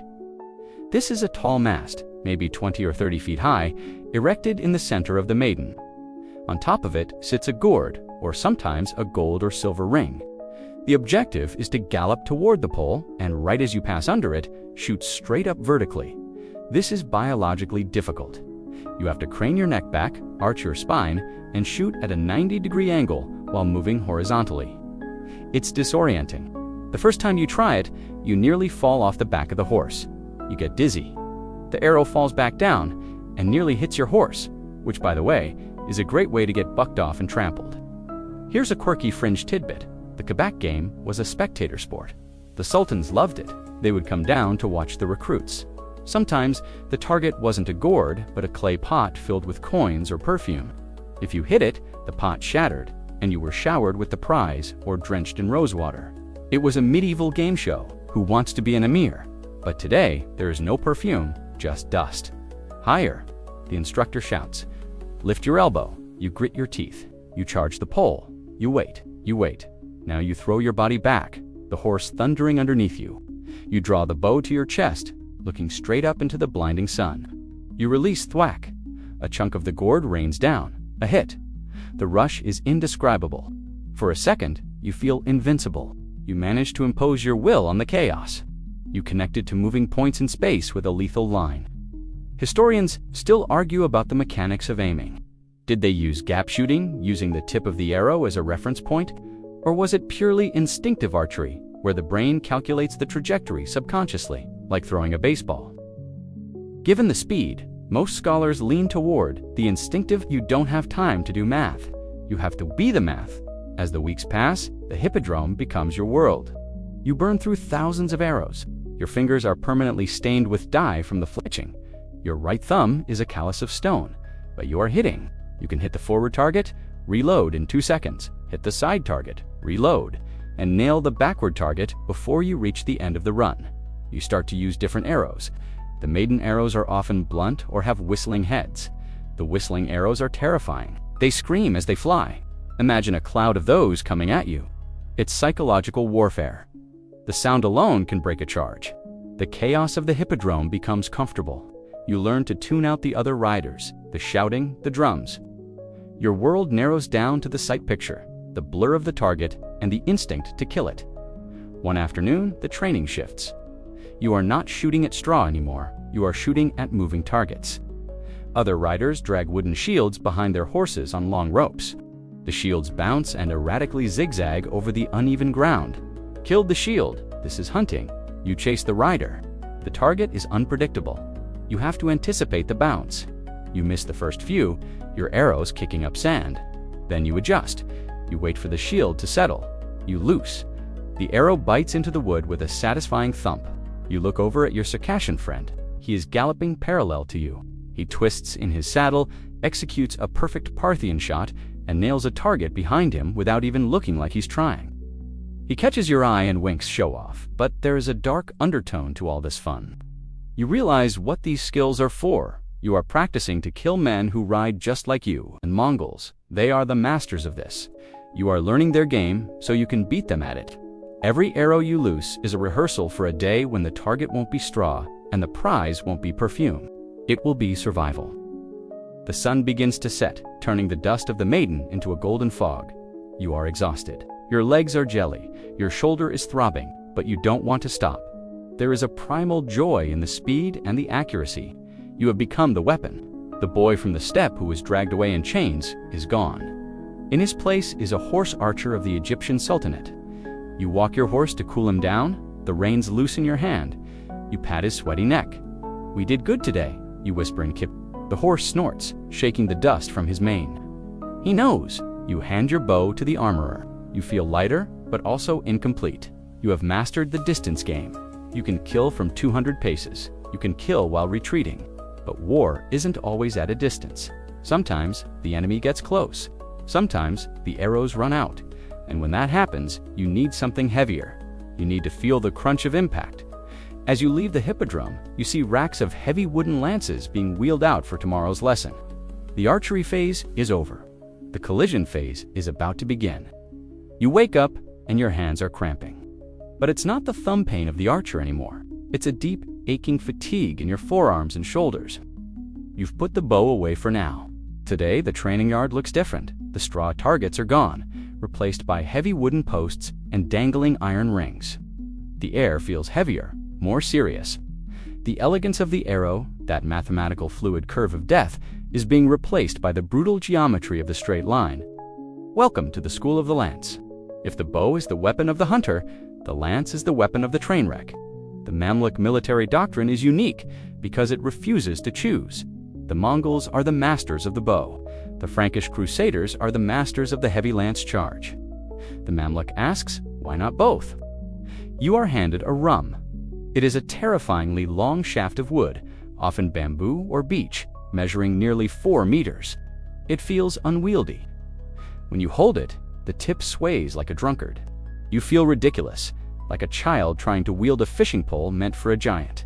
It is not a stick, your instructor bellows. It is a fang, and you are the viper. You mount up. The saddle feels different today because you are wearing heavier kit. You have a padded gambeson on, maybe even some chainmail. The horse feels the extra weight and dances nervously. The first lesson is not the charge.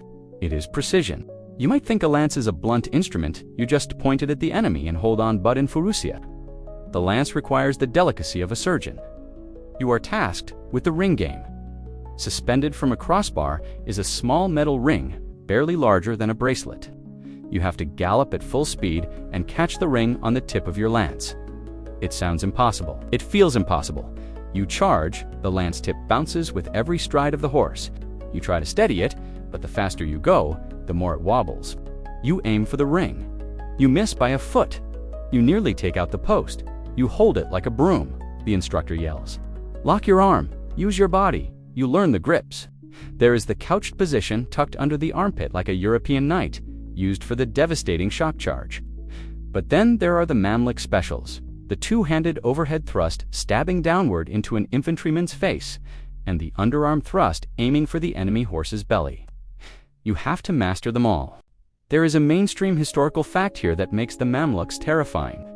They were the only force in the medieval world that successfully hybridized the light cavalry tactics of the steppe with the heavy cavalry shock tactics of the West.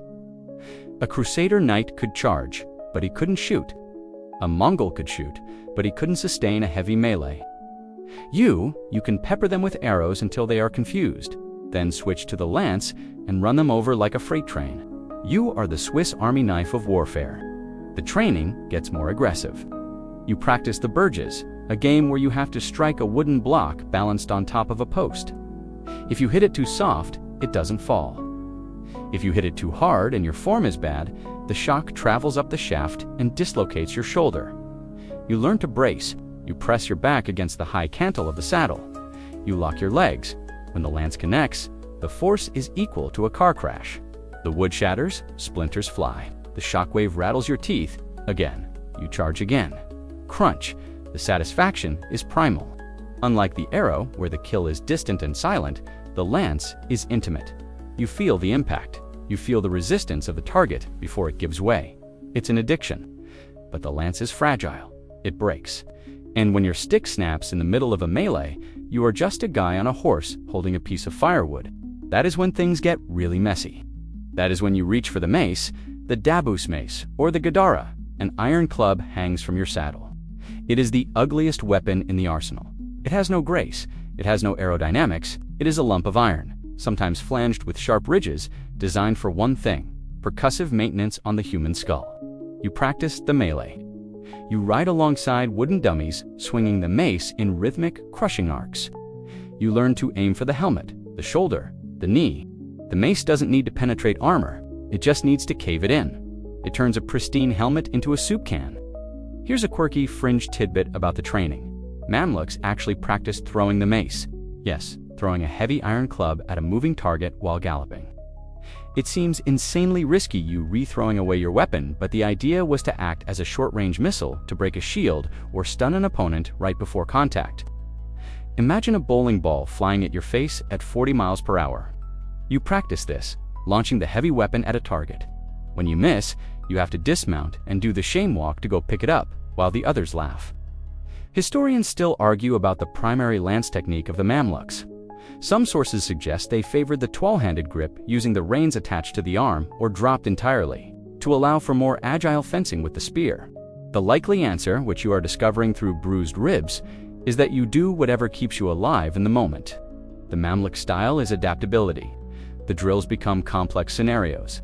You charge with the lance, shatter it against a target, immediately draw the mace. Smash a second target, then wheel the horse around to trample a third. It is a choreography of violence. You are learning to switch mental modes instantly from the tunnel vision of the charge to the chaotic peripheral vision of the brawl. Your muscles change again. The archery developed your back and right arm. The lance and mace developed your chest, your grip, and your core. You are becoming a block of granite. You look at your Khusdash. They are no longer the scrawny boys from the slave market. They are tanks. One afternoon, you are sparring with blunted staves. You face off against a rival from another barracks. He charges you. You wait. At the last second, you pivot your horse that narrow stance agility, coming into planned, let him thunder past. As he passes, you tap his helmet with your mace. Clang! Dead! The instructor calls out. The rival glares at you, but he nods. Respect. You realize that the lance is not just about power, it is about timing. It is about the courage to play chicken with another human being who wants to impale you. You have to believe that your line is truer, your arm is stronger, and your horse is faster. The fear never fully goes away. Every time you line up for a charge, looking down the long shaft of the lance, there is a flutter in your gut. But you learn to push it down, to turn it into focus. You are a Mamluk. You are the wall that the Mongols will hit. You are the hammer that will crush the Franks. As the sun sets, casting long shadows across the maiden, you inspect your equipment. Your lance is splintered but holding. Your mace is dented. Your hands are raw. You feel heavy, grounded, dangerous.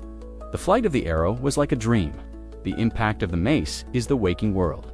You are almost ready. You have the range, you have the shock. But war isn't just about weapons. It's about the team. It's about moving as a single organism. And to learn that, you have to play a game. A game that is faster, more violent, and more confusing than any battle. You look toward the far end of the field where the servants are setting up goalposts. You smile. You know what comes next? It's time for polo.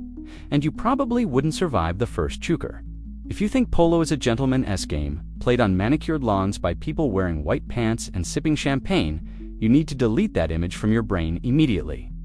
In the Mamluk training regimen, polo or chagan is not a sport. It is a riot with rules. It is a full-contact high-velocity simulation of the battlefield where the ball is just an excuse to ride your horse aggressively into someone else's horse. You ride out onto the maiden, your mallet, the janib, resting across your saddle. It's a long-handled hammer, basically. The ball is made of willow root or leather-covered wood. It is hard as a rock. If it hits you in the face, you lose teeth. If it hits your horse, he goes lame. The teams are divided. Usually it's one barracks against another. The rivalry is intense. The eunuchs are the referees, but their definition of a foul is incredibly loose. Unless someone is actually decapitated, play continues. To the center, the referee shouts, throwing the ball into the dust. The charge is instantaneous. Two lines of heavy cavalry collide. The sound is sickening, a mix of thudding horseflesh, clashing stirrups, and the crack of mallets hitting. Well, hopefully the ball, but often each other. You are in the middle of the scrum. The dust is blinding. You can't see the ball. You just see the flank of an enemy horse pressing against your leg. This is the genius of Mamluk polo. It teaches you to ride in close order. On the steppe, you had space.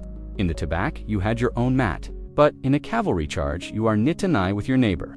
You have to be comfortable with the physical pressure of another 1,000-pound animal shoving against you. If you panic and pull away, the formation breaks and you die. Polo forces you to push back. You see the white flash of the ball shooting out of the dust cloud. Mine, you scream in Turkish. You spur your horse. A rival rider cuts across your path. In a modern game, this would be a foul. Here, it's a challenge. You don't slow down. You lean into him. Your shoulder slams into his. Your horse checks his horse. It's a game of chicken at 30 miles per hour. He blinks first, pulling his mount aside. You thunder past, leaning low, swinging the mallet in a pendulum arc. Crack, the ball soars downfield. There is a mainstream historical fact here. The Mamluk Sultans were absolutely obsessed with polo. Sultan Baybars, the man who would eventually become a legend, was a fanatic. He played with such intensity that he often exhausted his horses and his courtiers. It wasn't just a hobby, it was statecraft. The game allowed the Sultan to assess the character of his officers, who is selfish, who is brave, who passes the ball, and who tries to be the hero. You realize quickly that Shogun is the ultimate test of Khusdash. You cannot win alone. You can be the best rider in the world, but if you try to dribble the ball through the entire opposing team, they will simply box you in and crush you. You have to trust your brothers. You are galloping down the wing, the goalposts looming ahead. Two defenders are closing in on you, their mallets raised like weapons. You could try to shoot, but the angle is bad. You hear a shout to your left, Baybars, open. It's the Circassian. He has shadowed you. Staying in position, you don't look. You trust. You execute a backhand swing, sending the ball blindly to your left. The Circassian is exactly where he should be. He catches the ball on the gallop, one clean strike, and sends it sailing between the posts. The team erupts. You scream insults at the losers. It feels good. It feels like war, but without the dying. Mostly, here's a quirky fringe tidbit. The obsession with polo went so far that Mamluks developed a variation called Chogan Alsham, candle polo. They would hollow out the ball and place a lit candle inside, or coat the ball in phosphorescent materials playing at night. Imagine the scene, galloping in the pitch black, chasing a glowing orb of fire, guided only by the sound of hooves and the shouting of your teammates. It was designed to teach night fighting skills and to conquer the fear of the dark.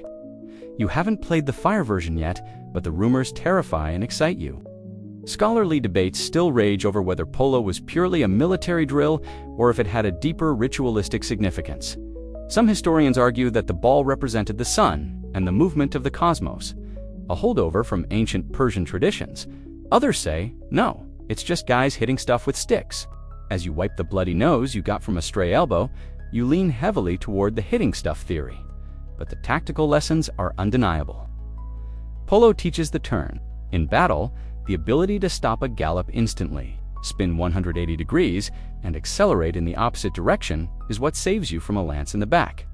The game demands these rapid transitions constantly. Your horse becomes cat-like. You learn to use your weight to help him pivot on his haunches, and it teaches aggression. You learn to use your mallet not just to hit the ball, but to hook the opponent's mallet, interfering with his shot. You learn to intimidate. You learn that hesitation is failure. One afternoon, the game gets out of hand. The rivalry between your squad and the older recruits boils over. A check becomes a tackle. A horse goes down, throwing its rider into the dust.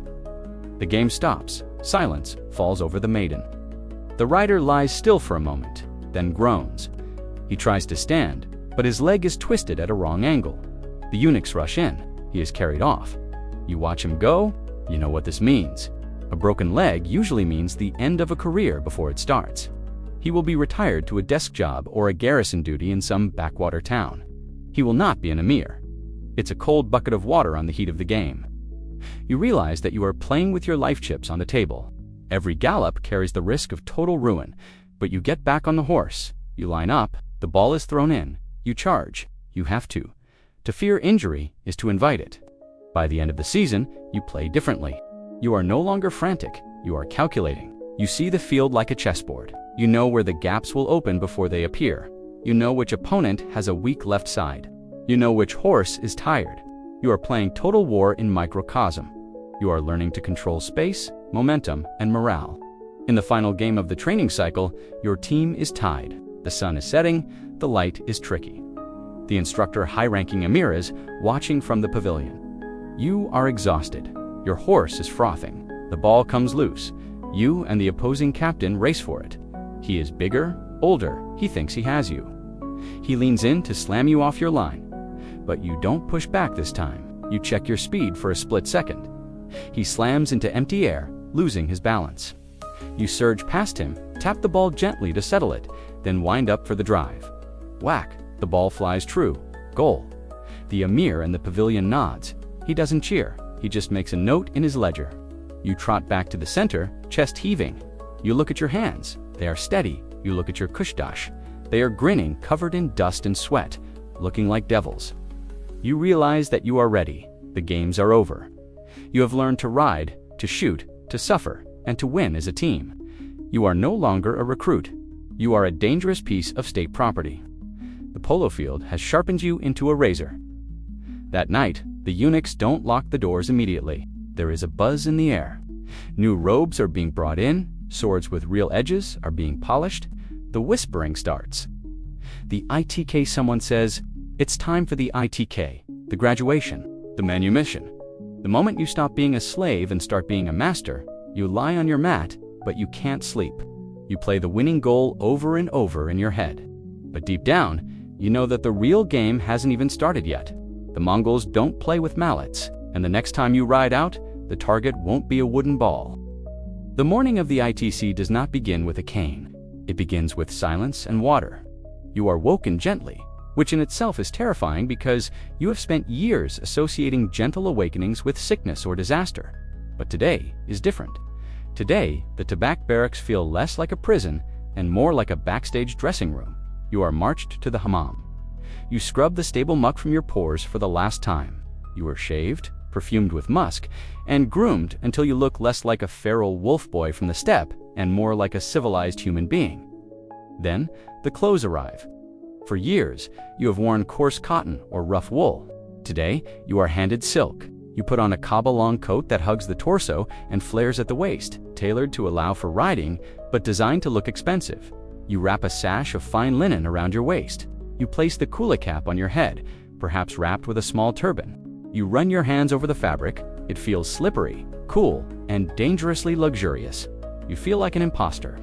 This is the ITC ceremony. It is the pivot point of your entire existence. In Arabic, ETC means manumission, or setting free. Technically, legally, you are about to stop being a slave.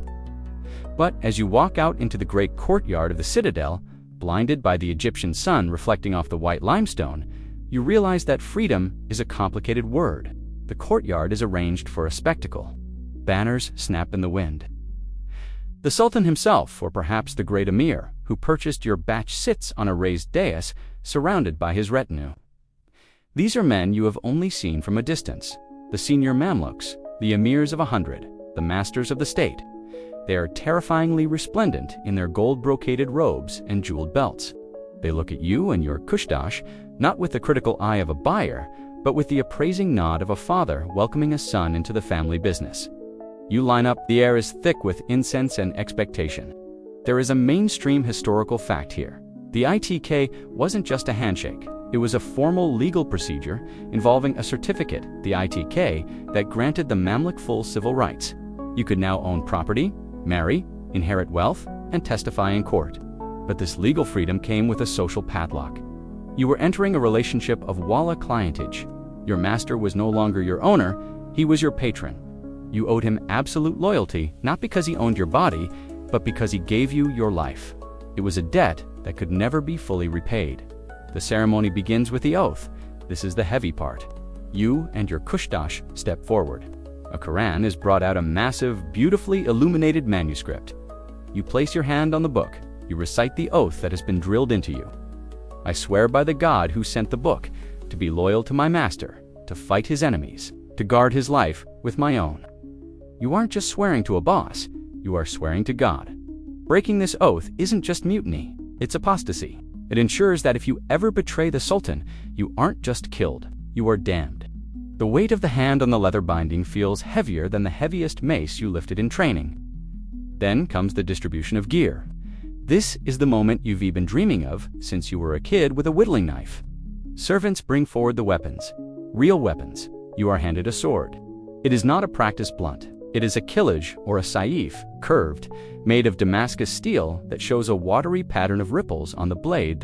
It is sharp enough to shave with. You slide it into the scabbard at your hip.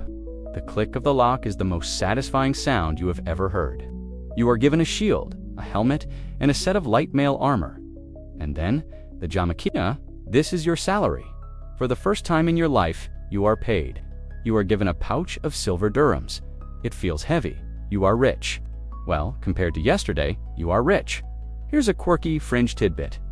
The graduation package often included a starter kit that was surprisingly domestic. Along with the sword and horse, a newly graduated Mamluk might receive a set of kitchenware, a tent, and a small allowance for household expenses. It was a signal that you were expected to set up a household to become a functioning member of society, not just a barracks rat. It's like graduating from the Marines and being handed a rifle and a Le Croisette pot set. But the most important symbol is the belt. In the Mamluk world, the belt is everything. To be girt with a sword is the sign of the military elite. You tighten the leather strap around your waist, it binds you, it holds you upright, it creates a physical sensation of being held together by the state. The Sultan stands, he speaks, he tells you that you are the defenders of Islam. You are the wall against the Mongol hordes. You are the lions of Egypt. You were brought here as dust, he might say, his voice echoing off the walls. You rise today as stone. You look at your Khusdash, The Circassian boy now, a man stands next to you. He looks regal. The hunger of the slave ship is gone from his face, replaced by a stoic pride. You catch his eye. You don't smile. You just nod. We made it. But as the ceremony winds down and you march off the parade ground, the music playing and the crowds cheering, yes, the public was often allowed to watch from a distance. A strange feeling settles in your gut. Historians still argue about the psychology of this freedom. Were you really free? You couldn't just decide to quit and open a bakery. If you tried to leave the Mamluk Corps, you would be hunted down. Your freedom was conditional on your service. It was a golden cage. Some scholars argue that Mamluks actually looked down on true freedom. To them, being a slave of the Sultan was a higher rank than being a free merchant. The word Mamluk owned one became a badge of honor, while freeborn implied weakness. You had been brainwashed to believe that the cage was the throne. You are assigned to a new unit. You are no longer in the training barracks. You are moving to the Tibaq of a specific emir, or perhaps staying in the royal guard. You have your own room now, or at least a shared room with fewer people. You have a servant often, a younger trainee who cleans your boots. The cycle continues. That night, you sit in your new quarters. Your sword hangs on the wall, the steel glinting in the lamplight. You open the pouch of coins and spill them onto the table. You are a professional soldier of the most powerful empire in the Middle East. You think back to the step. You try to remember your mother's face. It's blurry. The training, the pain, the exhaustion has scrubbed the old life away. You are a new creation. You are a Mamluk. But there is a final test of the ITK that isn't written in the manuals. It's the test of temptation. You are young, armed, and have money in your pocket in one of the most hedonistic cities in the world. Cairo awaits. The training is over, but the discipline is about to be tested by something far more dangerous than a lance. Real life. You pick up the sword and draw it just an inch. The steel sings. You slide it back. Baybars, you whisper to yourself, testing the name again. It finally fits. The door opens. It's your Khusdash. Come, he says. We are going to the city. We are going to eat meat that we didn't have to catch. You stand up. You adjust your belt. You walk out of the room, leaving the door unlocked for the first time in years. You are free and you are owned. And for the first time, you are okay with that contradiction. You step out of the stark stone environment of the Citadel Barracks and into a world that smells like rosewater, roasted lamb, and high-stakes treason. You have been assigned to the household of a powerful Emir. Let's call him Emir Khosan. He is an Emir of 100, which in Mamluk terms means he is a very big deal. He commands 1,000 men, owns vast estates in the Nile Delta, and has a palace in Cairo that makes your old yurt look like a discarded shoebox. This is the next level of the game. In the barracks, you learned how to be a soldier. Here, you must learn how to be a politician, a bodyguard, and a courtier, all while looking fabulous in imported silk. You walk into the Emir's Katha reception hall.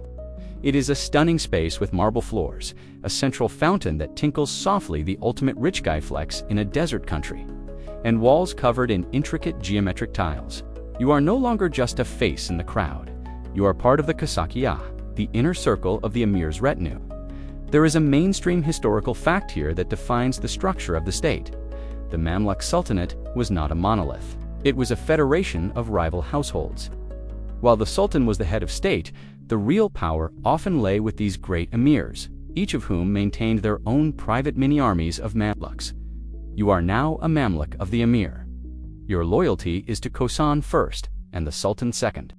If Khosan decides the Sultan needs to have an unfortunate accident involving a balcony, guess who is helping him push? You are given a specific role within the household. You might expect to be chief head chopper, but the Mamluk hierarchy is strange. The most prestigious positions often sound like domestic service. You might be appointed as the Jamdara master of the wardrobe, the Saki cupbearer, or the Jashnakir taster.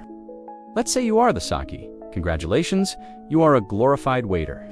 But don't let the title fool you. The cupbearer is the person who stands directly behind the Emir at dinner. You are the one who pours his wine or fermented mare's milk. If he's old school, you are the only thing standing between him and a dose of arsenic. To be a Sheikh is to be trusted with the Emir's life. It means you are armed, you are close, and you are listening to every whispered conversation at the high table. You stand there, rigid as a statue, holding a silver ewer. Your eyes scan the room. You see other Emirs, rival merchants, and envoys. You learn to read the room. You notice which emir is sweating too much. You notice who isn't eating. You notice the subtle hand signals between the vizier and the treasurer. You are absorbing the source code of Egyptian politics. But it's not all standing around. You are also the emir's muscle. When he rides through the streets of Cairo, you ride with him. This is the procession, and it is pure theater. The emir rides in the center, and you, in your Khusdash, surround him, dressed in yellow and gold, your swords gleaming. The common people press against the walls to let you pass. You see fear and awe in their eyes. You realize that you are the visible avatar of the state's violence. Here's a quirky fringe tidbit. Mamluks developed a complex system of heraldry, blazons long before it became trendy in Europe to have a coat of arms. But instead of lions and eagles, Mamluk blazons often depicted their job titles. A cupbearer would have a goblet on his shield. A polo master would have polo sticks. A taster would have a small table. You literally painted your job description on your shield. It was a way of saying, I started as a waiter, and now I run this city.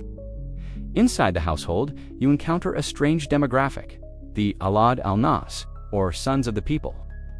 These are the biological sons of the Mamluks. You see the emir's son running around the palace. He is free-born. He is Muslim by birth. He speaks perfect Arabic. He has never known the hunger of the steppe or the lash of the eunuch. And because of that, he is doomed to irrelevance.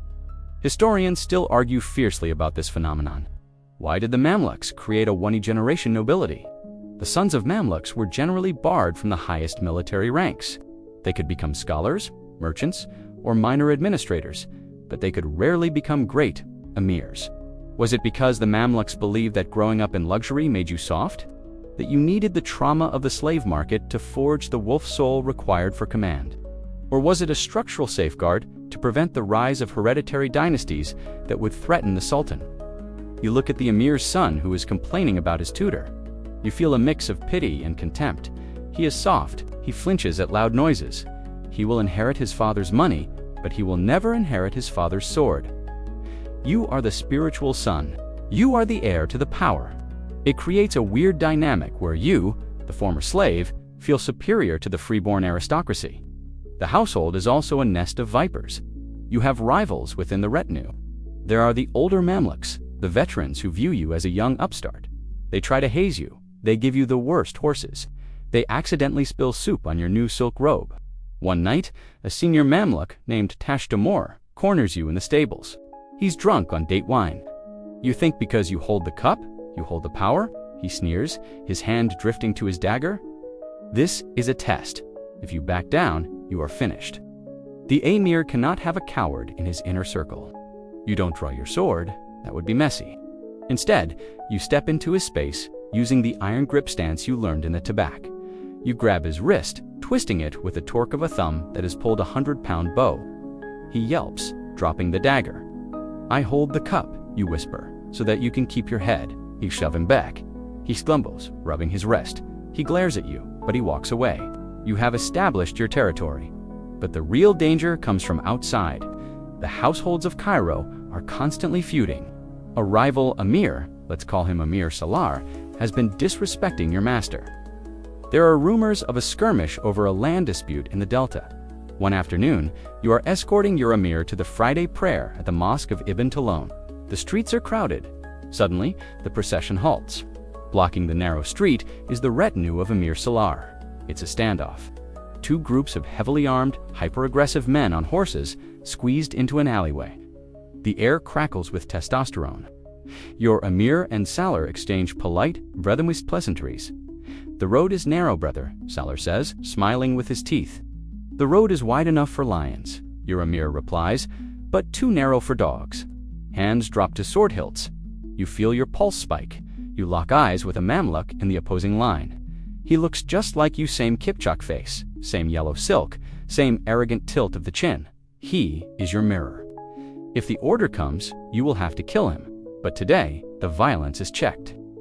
A senior religious scholar pushes between the horses, shaming both sides into backing down. The tension breaks, but the message is clear.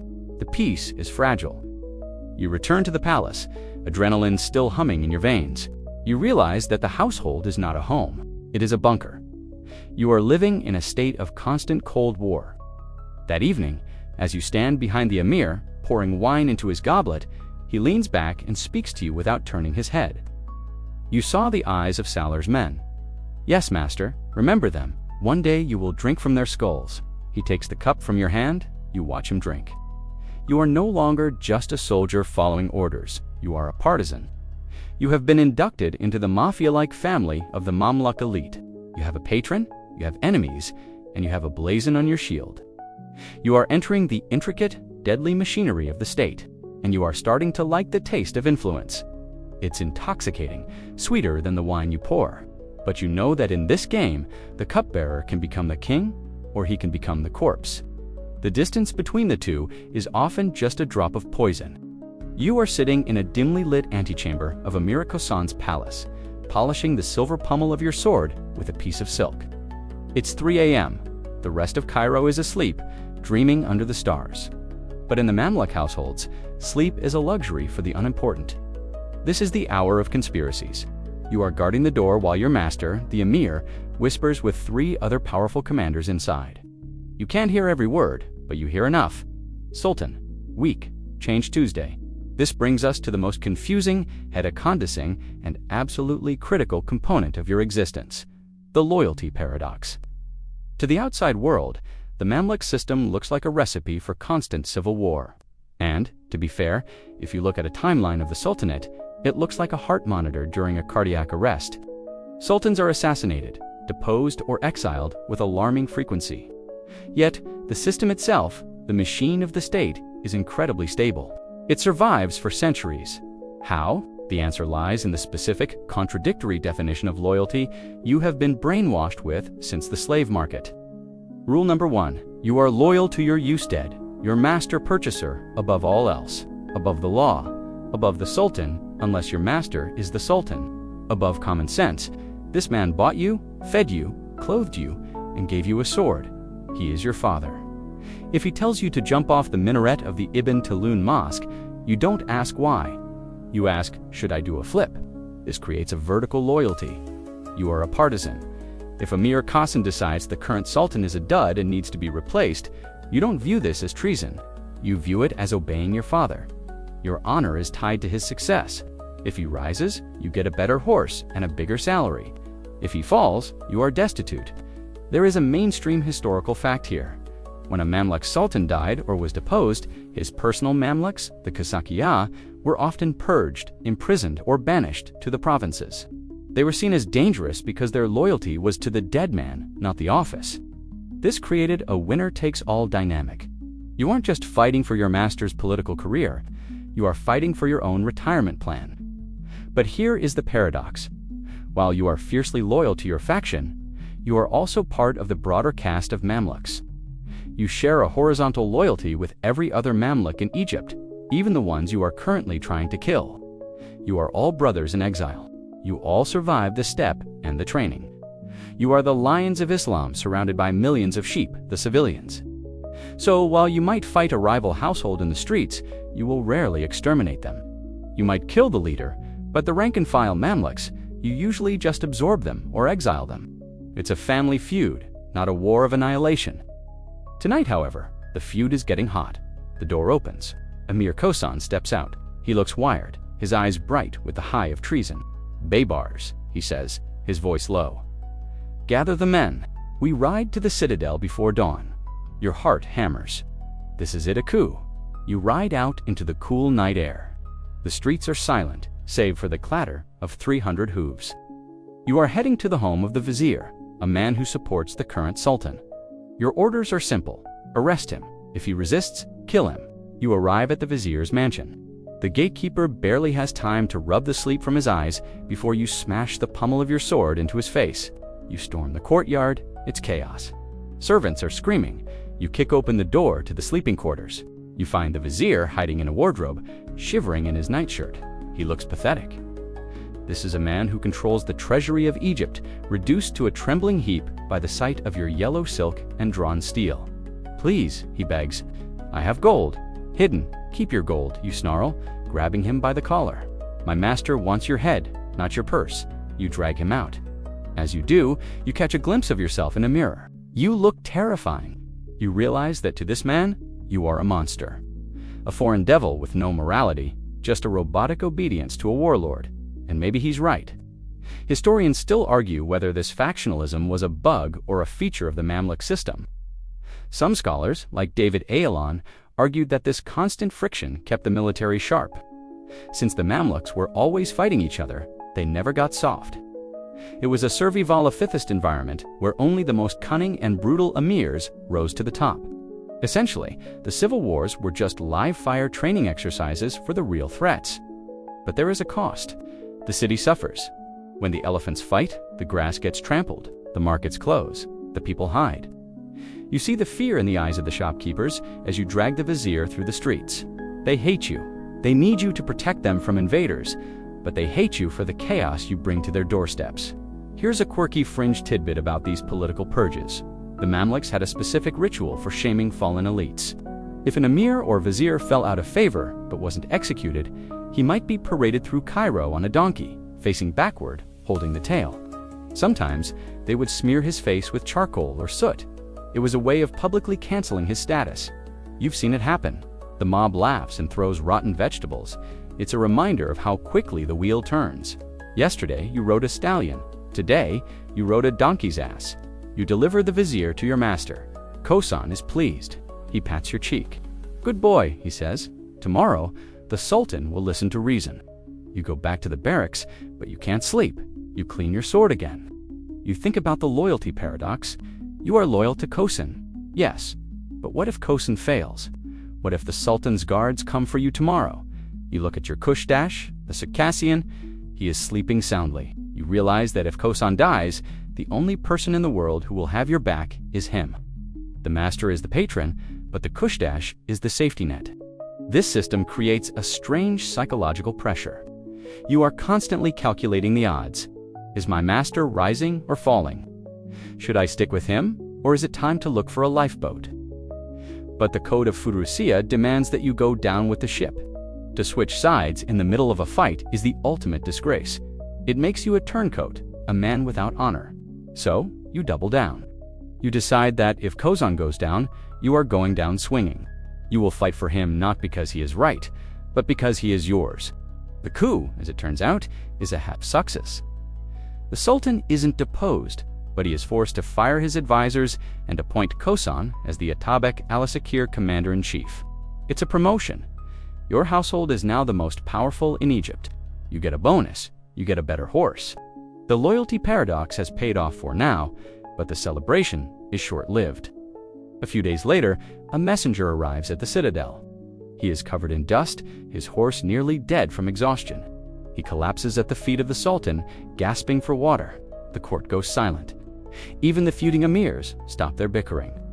The messenger speaks one word, a word that freezes the blood in your veins, a word that makes all your internal politics, your coups, your donkey parades, and your loyalty games seem instantly, pitifully childish. Ilkhan, the Mongols are moving. They have crossed the Euphrates. They have sacked Aleppo. They are marching south, a tide of destruction that has swallowed China, Persia, and Baghdad. They are coming for Egypt. You look at Emir Khosan. He is no longer the scheming politician. His face has gone pale, then hard. He looks at the Sultan. The rivalry evaporates. The loyalty paradox resolves itself in an instant. The vertical loyalty to the master and the horizontal loyalty to the corps merge into a single, desperate purpose. But you are no longer factions. You are the only thing standing between civilization and the end of the world. Sound, the drums, the Sultan orders, his voice steady for the first time in years.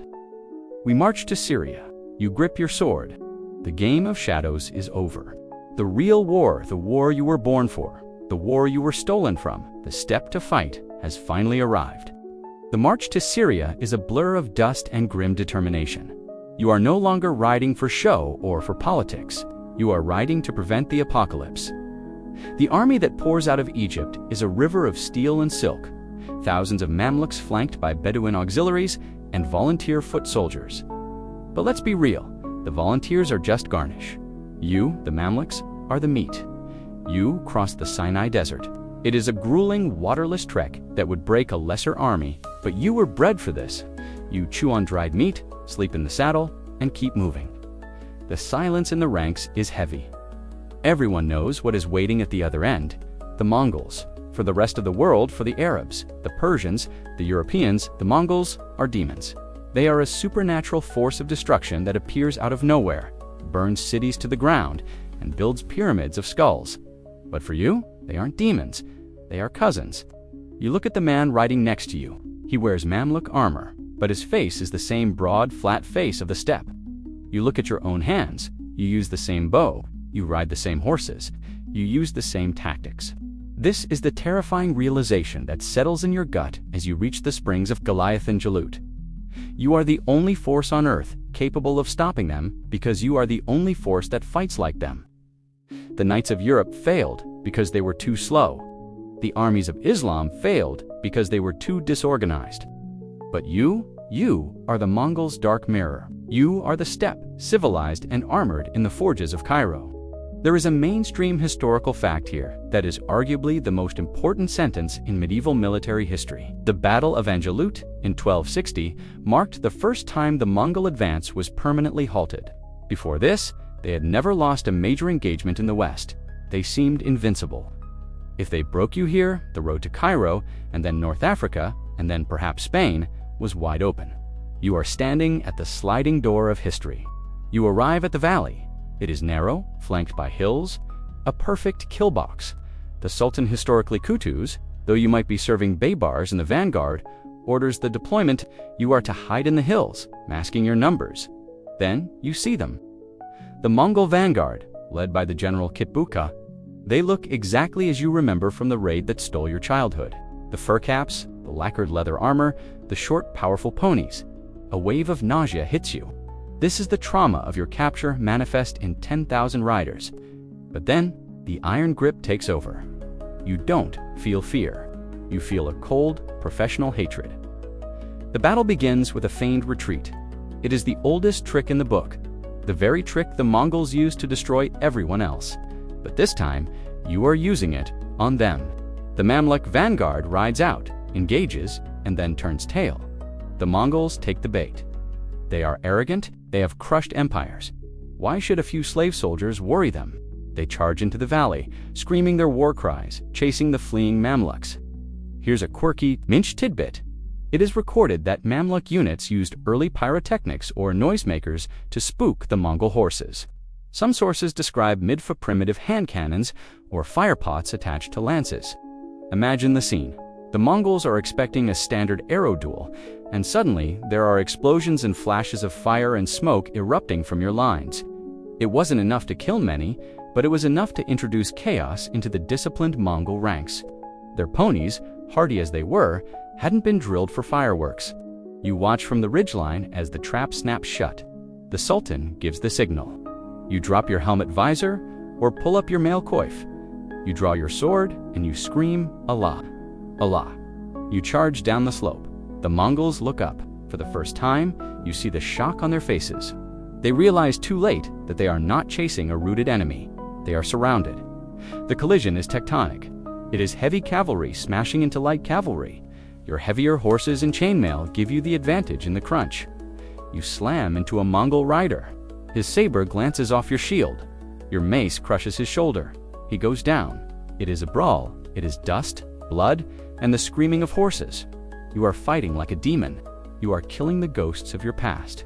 Every Mongol you strike down is a repayment for the boy you were, for the mother you lost, for the long walk in chains. Historians still argue whether the Mamluk victory was due to superior tactics and the genius of the ambush, or simply because the Mongol Khan had died back in Mongolia, forcing the main host to withdraw and leaving Tibaq with a skeletal force. Was it a heroic stand, or just lucky timing? But as you parry a spear, thrust and slice through a Mongol's leather cuirass, you don't care about the geopolitics of the Khanate. You only know that the man in front of you bleeds just like anyone else. The fighting drags on for hours. The Mongols are tough. They don't break easily. They regroup and charge uphill, pushing you back. There is a moment where the line wavers. The fear returns. They are invincible. We cannot win. Then, the Sultan himself throws his helmet to the ground.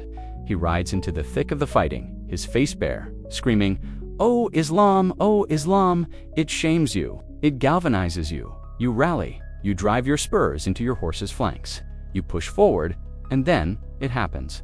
The Mongol formation shatters, they break, they turn to run. You chase them. This is the Furusiyya of the hunt. You switch to your bow. You ride them down. You shoot them in the back as they flee, giving them the same mercy they gave the world. None. When the dust settles, the valley is silent except for the groans of the dying. You stop your horse. You are covered in blood, some yours, mostly theirs. You look at the body of a Mongol lying near your horse's hooves. He looks so small, you realize the spell is broken. Mongols are not gods. They are men. And you have beaten them. You look at your Khusdash. He is alive. He is leaning on his saddle, breathing hard, but he is smiling, a grim, bloody smile. "We are still here," he says. You look north, toward the rest of the world. You have saved Cairo. You have saved Islam. You have saved the civilization that enslaved you. But something else has happened on this field. You are no longer just the Sultan's guard dog. You are the savior of the realm. You have tasted the blood of the greatest warriors on earth and found it salty. The loyalty paradox shifts again. You realize that you the Mamluks are the only thing holding this world together. Why should you serve weak sultans who hide in palaces? Why shouldn't the lions rule the pride? You wipe your blade on the dead Mongol's tunic. You sheath it with a snap. "Yes," you reply. "We are still here, and we aren't going anywhere." You survive the carnage of Jalut. You wash the Mongol blood off your armor, bandage your wounds, and ride back to Cairo, not as a piece of military property, but as a conqueror. The city that once looked at you with suspicion now cheers until its throat is raw, and with the victory comes the spoils. The Sultan, whoever he is this week, given the turnover, recognizes that to keep a lion happy, you must feed him more than just praise. You are summoned to the citadel. This time, you don't stand in the back holding a cup. You stand in the front. You are given a robe of honor, the kila, heavy with gold thread. You are handed a diploma. Congratulations, you are now an emir. Specifically, you'd start as an emir of 10 commanding 10 horsemen. It sounds small, but in the Mamluk system, an officer of 10 is like a modern colonel. Then, as the years grind on and you survive more purges and battles, you rise to an emir of 40 Tablakana. And finally, the coveted emir of 100 Emir Maya, commanding 1,000 men. The first thing you notice about command is the noise. Literally, here's a quirky fringe tidbit.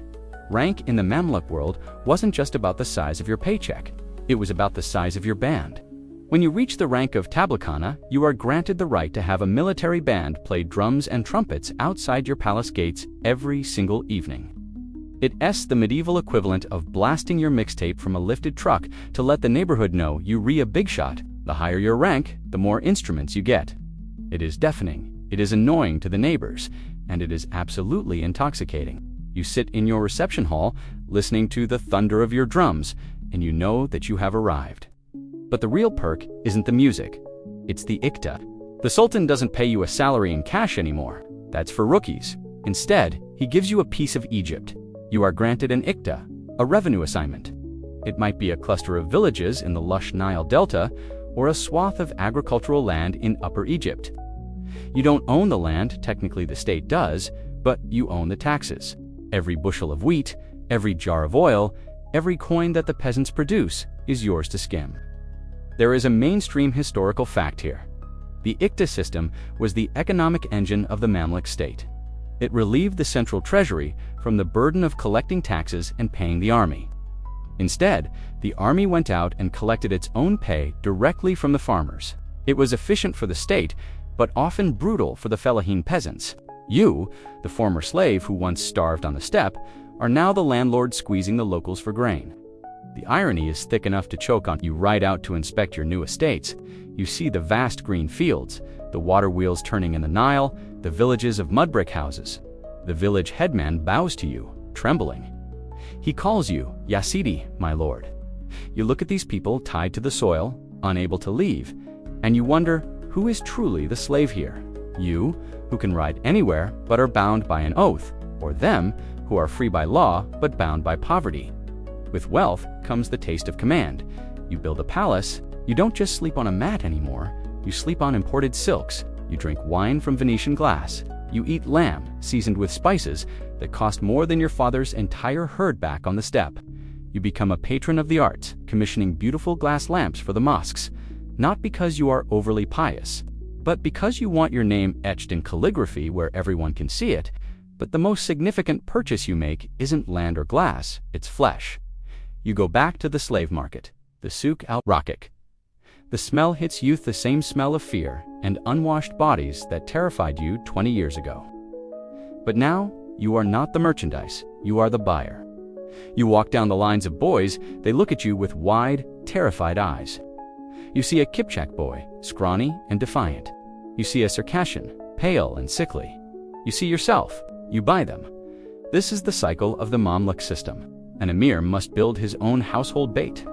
You need loyal soldiers who are beholden only to you. So, you become the usted. You hire eunuchs to beat them. You hire scholars to teach them Arabic. You buy them horses. You effectively become the father that was stolen from you. Historians still argue whether this system was a form of military feudalism or something unique called patrimonial bureaucracy.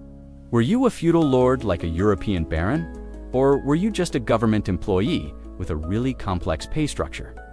The debate centers on the fact that your ikta wasn't hereditary. When you die, the land goes back to the sultan. You can't leave the empire to your son. This creates a frantic need to spend your wealth now to build your legacy in stone and flesh while you still breathe. As you train your new recruits, your Mamluks, you feel a strange mix of harshness and love. You are harder on them than the eunuchs were on you. You catch one of your boys slouching during archery practice. Straighten your back. You roar, slapping him with your riding crop. He flinches, hate burning in his eyes. You recognize that hate? It's the fuel. Good. You think, hate me. Hate makes you strong. You start to understand the old emirs who tormented you. It wasn't cruelty, it was urgency. You know that if these boys are soft, the Mongols or the next wave of invaders will slaughter them. You are forging them to survive a world that wants them dead. You also begin to navigate the treacherous waters of the Amorit. You sit in the Majlis Council with other powerful men. You argue over war plans, tax rates, and who gets the best spots in the procession. You learn that a whisper in the Sultan's ear is more deadly than a lance charge. Your Khusdash old Barracks brothers are still your anchor. Some have risen with you. The Circassian is now an emir, too, commanding a unit of heavy cavalry. You coordinate your ikta management. You marry your daughter to his son if you have one, cementing the alliance. You create a power block that the Sultan has to respect. But you also see the ones who didn't make it. The boys who died of disease, the ones who fell at Jalut, the ones who were crippled in polo matches and now beg outside the mosques. You realize that your survival is a statistical anomaly. You are the 1% of the 1%. One evening, you are sitting on the terrace of your palace, overlooking the Nile. The sun is setting, turning the river into a ribbon of blood and gold. Your military band starts playing at the gate, the deep boom-boom of the drums reverberating through the floor. Your servants are bringing trays of roasted pigeon and fruit.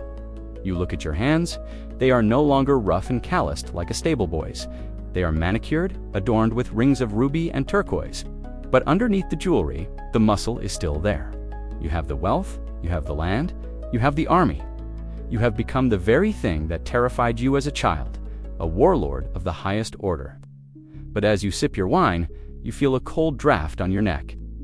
You know that in this city, the higher you climb, the thinner the air gets. The Sultan is watching you. Your rivals are watching you. Even your own young Mamluks are watching you, waiting for the day when they will be strong enough to take your place. You are the master of the game now, but you can never stop playing. You take a bite of the fruit. It is sweet, but it tastes faintly of ash. You order the drums to play louder. You want to drown out the silence of the steppe that still occasionally whispers in the back of your mind. You are standing in a cloud of limestone dust, coughing slightly into a scented handkerchief. The noise here is different from the battlefield or the polo field. It is the rhythmic clink-clink-clink of 1,000 chisels hitting stone. You are in the heart of Cairo, on the prestigious Bain al-Qasrain street, watching your legacy rise from the earth. You are building a complex, a mosque, yes, but not just a mosque. It will be a madrasa to teach the 4 schools of Islamic law. It will be a sable kutub to provide free water and education to orphans. And, most importantly, it will be a turba mausoleum. You are building your own tomb. This is the phase of life where the architects of stone take over. You have realized a hard truth. Flesh is weak. You are aging.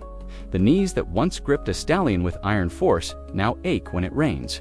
Your eyes, once sharp enough to spot a Mongol scout at a mile, struggle with small print. You know that when you die, your Iktalans will revert to the Sultan. Your army will be disbanded or absorbed by a rival. Your name will be forgotten unless you cheat. There is a mainstream historical fact here that explains the stunning skyline of medieval Cairo. The Mamluk architectural boom was driven by a legal loophole called the Wuchef, under Islamic law, and specifically the military rules of the Mamluk state.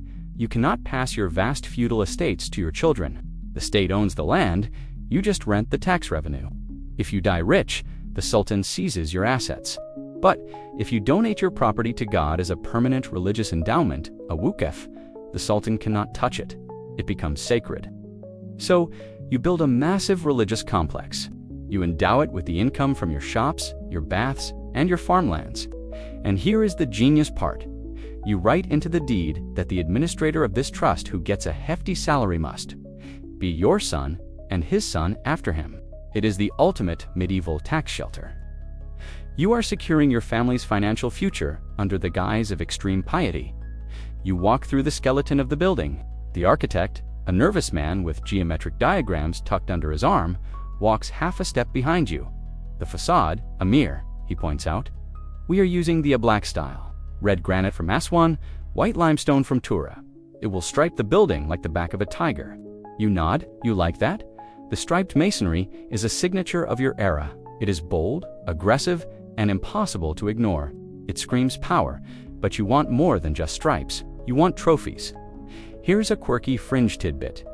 Mamluk architecture is famous for using spolio-repurposed building materials stolen from earlier structures. But you aren't just taking random bricks, you are taking history. You order your men to bring marble columns from the Crusader churches you destroyed in the Levant. You take a Gothic doorway from a fortress in Acre and slap it onto the front of your mosque in Cairo. It is a deliberate, visual conquest. Every time a worshipper walks through that door to pray to Allah, they are walking through the ruins of the Frankish invaders. It is a stone-cold flex that says, their God could not save them, and their stones now serve mine. You inspect the columns. They are beautiful verd, antico, porphyry, granite. They don't match perfectly, but that's the point. It's a collage of victory. Place the blazon there, you order, pointing to the keystone of the arch. You're blazoned the symbol of your office. Maybe it's a cup, or a polo stick, or a napkin if you were the master of robes. You are carving your resume into the holy walls.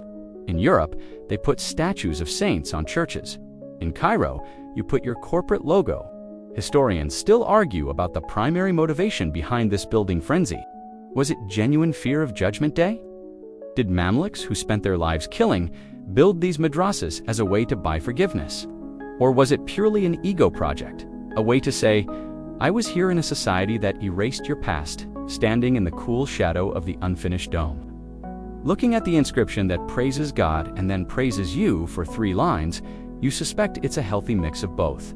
You enter the chamber that will be your tomb. It is empty now, just a square room with a high dome. The acoustics are incredible. You stomp your boot, and the sound echoes for 10 seconds. It needs more gold, you murmur. The Quranic verses, in Thuluth script, make the letters big enough for the angels to read. This building is your insurance policy. If you fall out of favor, if the Sultan decides to purge you, he might hesitate to kill you if you are the patron of a massive religious institution that feeds the poor. It gives you social immunity. The scholars you employ will defend you. The poor who drink from your fountain will pray for you. You are buying a constituency.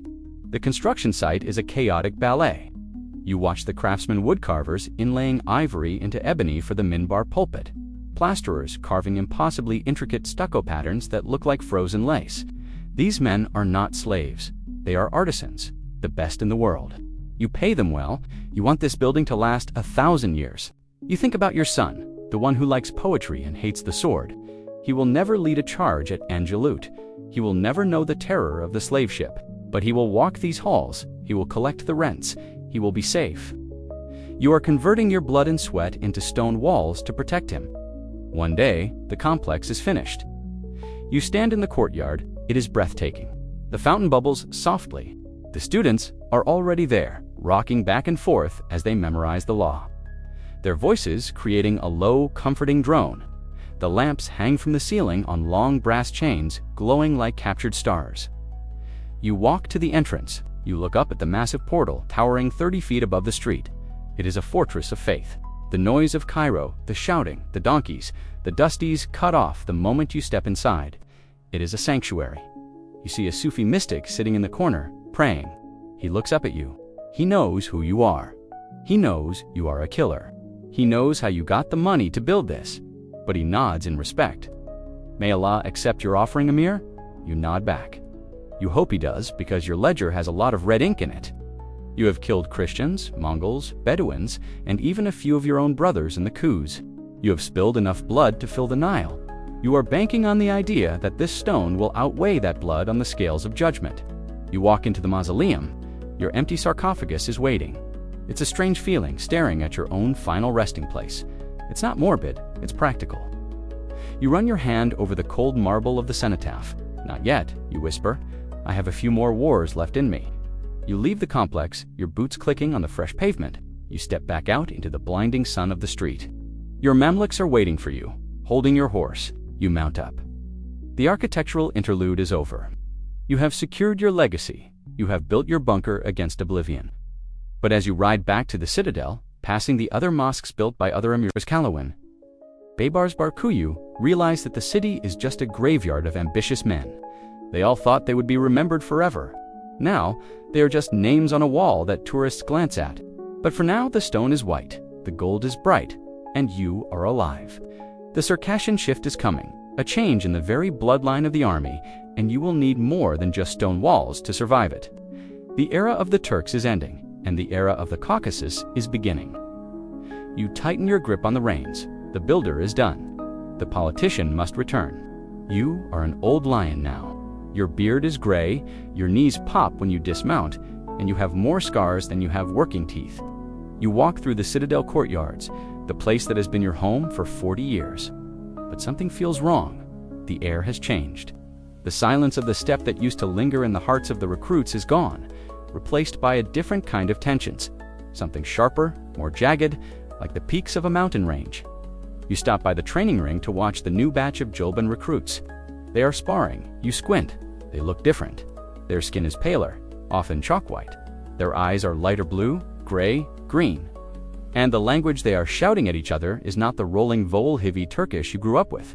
It is a dense consonanthiovy cluster of sounds that sounds like stones grinding together. It is Circassian Attic. You are witnessing the Circassian shift. The demographic engine of the Mamluk state is changing gears, and it is grinding the old guard into dust. There is a mainstream historical fact here. The Mamluk Sultanate is traditionally divided by historians into two periods based on the ethnicity of the sultans. The first was the Bahri period river Mamluks, dominated by Kipchak Turks, like you, who were barracked on the island of Rhoda in the Nile. The second, which is rising now, is the Burgi period Tower Mamluks, dominated by Circassians from the Caucasus, who are barracked in the towers of the citadel. Why the change? It's simple economics and geopolitics. The golden horde, the Mongol state that ruled your homeland, has converted to Islam. You cannot enslave a fellow Muslim. The supply of Turkic boys has dried up. The slave merchants, those Genoese opportunists, have pivoted. They are now sourcing their product from the Caucasus Mountains, Circassians, Abkhazians, Georgians. You watch a young Circassian recruit disarm a Turkic opponent. He doesn't just knock him down. He humiliates him with a complex, twisting maneuver. He helps him up with a smile that doesn't reach his eyes. You fight like a bear, the Circassian says in broken Arabic. Strong, but stupid. You bristle. You are a Turk. You believe in the charge, the arrow, the open plain. These new men believe in the ambush, the castle, the intrigue. There is a palpable friction in the barracks. The race war isn't violent yet, but it's there. The Turks view the Circassians as treacherous, clannish, and obsessed with lineage. The Circassians view the Turks as simple-minded brutes who are past their expiration date. Here's a quirky fringe tidbit. Unlike the Turks, who were usually captured young and had their memories wiped, Circassian Mamluks often came to Egypt as young adults, and crucially, they maintained contact with their families. They knew who their cousins were in other households. This created a nightmare for the Khusdash system. Instead of being loyal only to their master and their barracks mates, Circassians formed massive cross-household ethnic mafias. They engaged in nepotism on an industrial scale. If a Circassian became sultan, suddenly every cousin, uncle, and nephew from the Caucasus would show up in Cairo expecting a job. You feel this shift in the Majlis when you sit with the other emirs. The conversation has changed. It used to be about horses and bows. Now, it's about genealogy. Emir Barku is of the Z tribe, someone whispers. He will not support Kate because his mother was from the Shapsu clan. It gives you a headache. You didn't care about clans on the steppe. You cared about who could shoot the farthest. Historians still argue about the impact of this shift. The decline thesis suggests that the rise of the Circassians marked the beginning of the end for the Mamluk state. They argue that the Circassians were less disciplined, more insubordinate, and more interested in fleecing the population than fighting holy wars. They claim that Furusiyya standards dropped because the Circassians preferred political maneuvering to military drilling. Other historians push back, saying the Circassians were brilliant survivors who adapted the state to a new era of gunpowder and siege warfare, even if they hated the gunpowder part. But from where you are standing, leaning on your staff in the dust, it looks like decline. You see the discipline eroding. The new recruits are insolent. They riot for higher pay before they have even seen a battle. They bully the population in ways that even you, a hard man, find distasteful. One day, a confrontation breaks out in the stables. A Circassian recruit has taken the saddle of a Turkic veteran. It's a small thing, but in this pressure cooker, it's a spark in a powder keg. The veteran shoves the recruit. Know your place, mountain goat. The recruit doesn't back down. He whistles. Instantly, 10 other Circassians appear from the shadows. They don't attack Wanyon, they swarm. It's a pack mentality, but different from the wolf pack of the Turks. It feels more like a street gang. You wade in, you are an emir of 100. You still carry the aura of authority. Stop, you bellow. They stop, but slowly. The Circassian recruit looks at you. He assesses you. He sees your gray beard. He sees your Turkic features. For a second, you think he might actually strike you. That would be a death sentence. But the fact that he considers it chills you. The saddle is his, you say, pointing to the veteran. The recruit sneers, spits on the ground, and throws the saddle down. Keep it, old man. The leather is rotting anyway. He walks away, his posse trailing him. You look at the veteran, he looks tired. He knows, just as you do, that the tide is rising and you are standing on a shrinking island. The Circassian shift also changes the politics of the throne. The Circassian sultans are even more prone to being overthrown than the Turks were. The tenure of a sultan drops from years to months, sometimes days. The citadel becomes a revolving door of bearded men who sit on the throne, empty the treasury, and then get strangled by their own guards. You find yourself spending more time in your mosque complex, away from the toxic atmosphere of the citadel. You sit in the cool shade of the arches, listening to the Quran. You wonder if the empire you built is crumbling from the inside. But there is a specific moment where the obsolescence hits you fully. You are inspecting a new weapon demonstration. The Circassians are not horse archers by nature. They prefer the lance and the sword. They are heavy shock troops. But the world is changing in a way that neither the Turks nor the Circassians are ready for. A merchant from the west, or perhaps from the Ottomans in the north, brings a device. It is a tube of iron mounted on a wooden stock, a primitive arquebus. He loads it with black powder and a lead ball. He lights a match.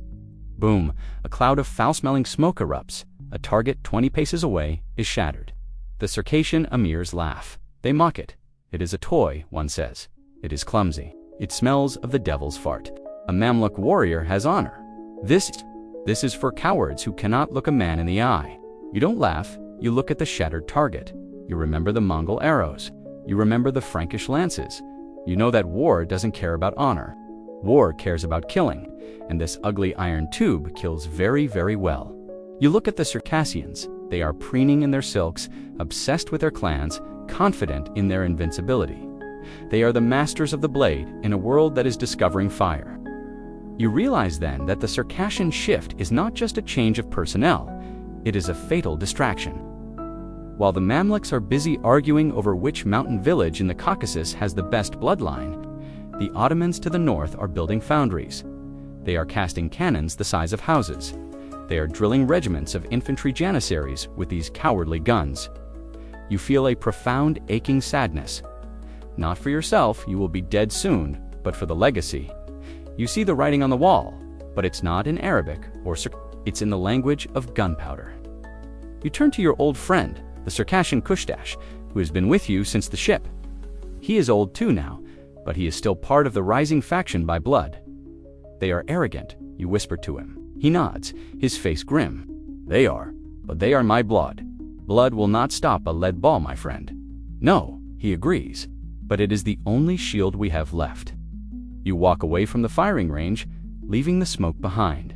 The shift is complete. The Turks are history. The Circassians are the present. But the future belongs to the fire. And the Mamluks, in their high towers, are too proud to see the spark that is already burning at the base of their throne.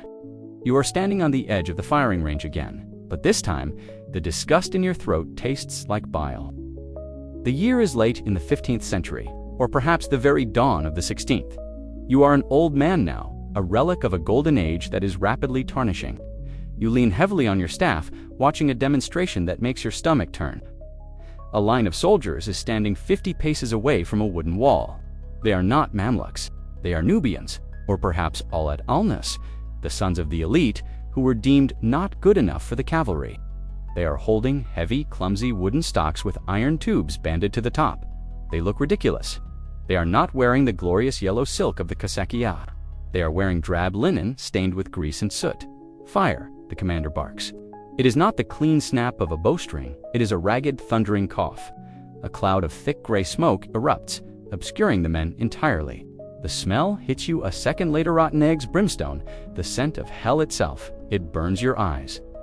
When the smoke clears, you see the wooden wall. It is splintered, shattered.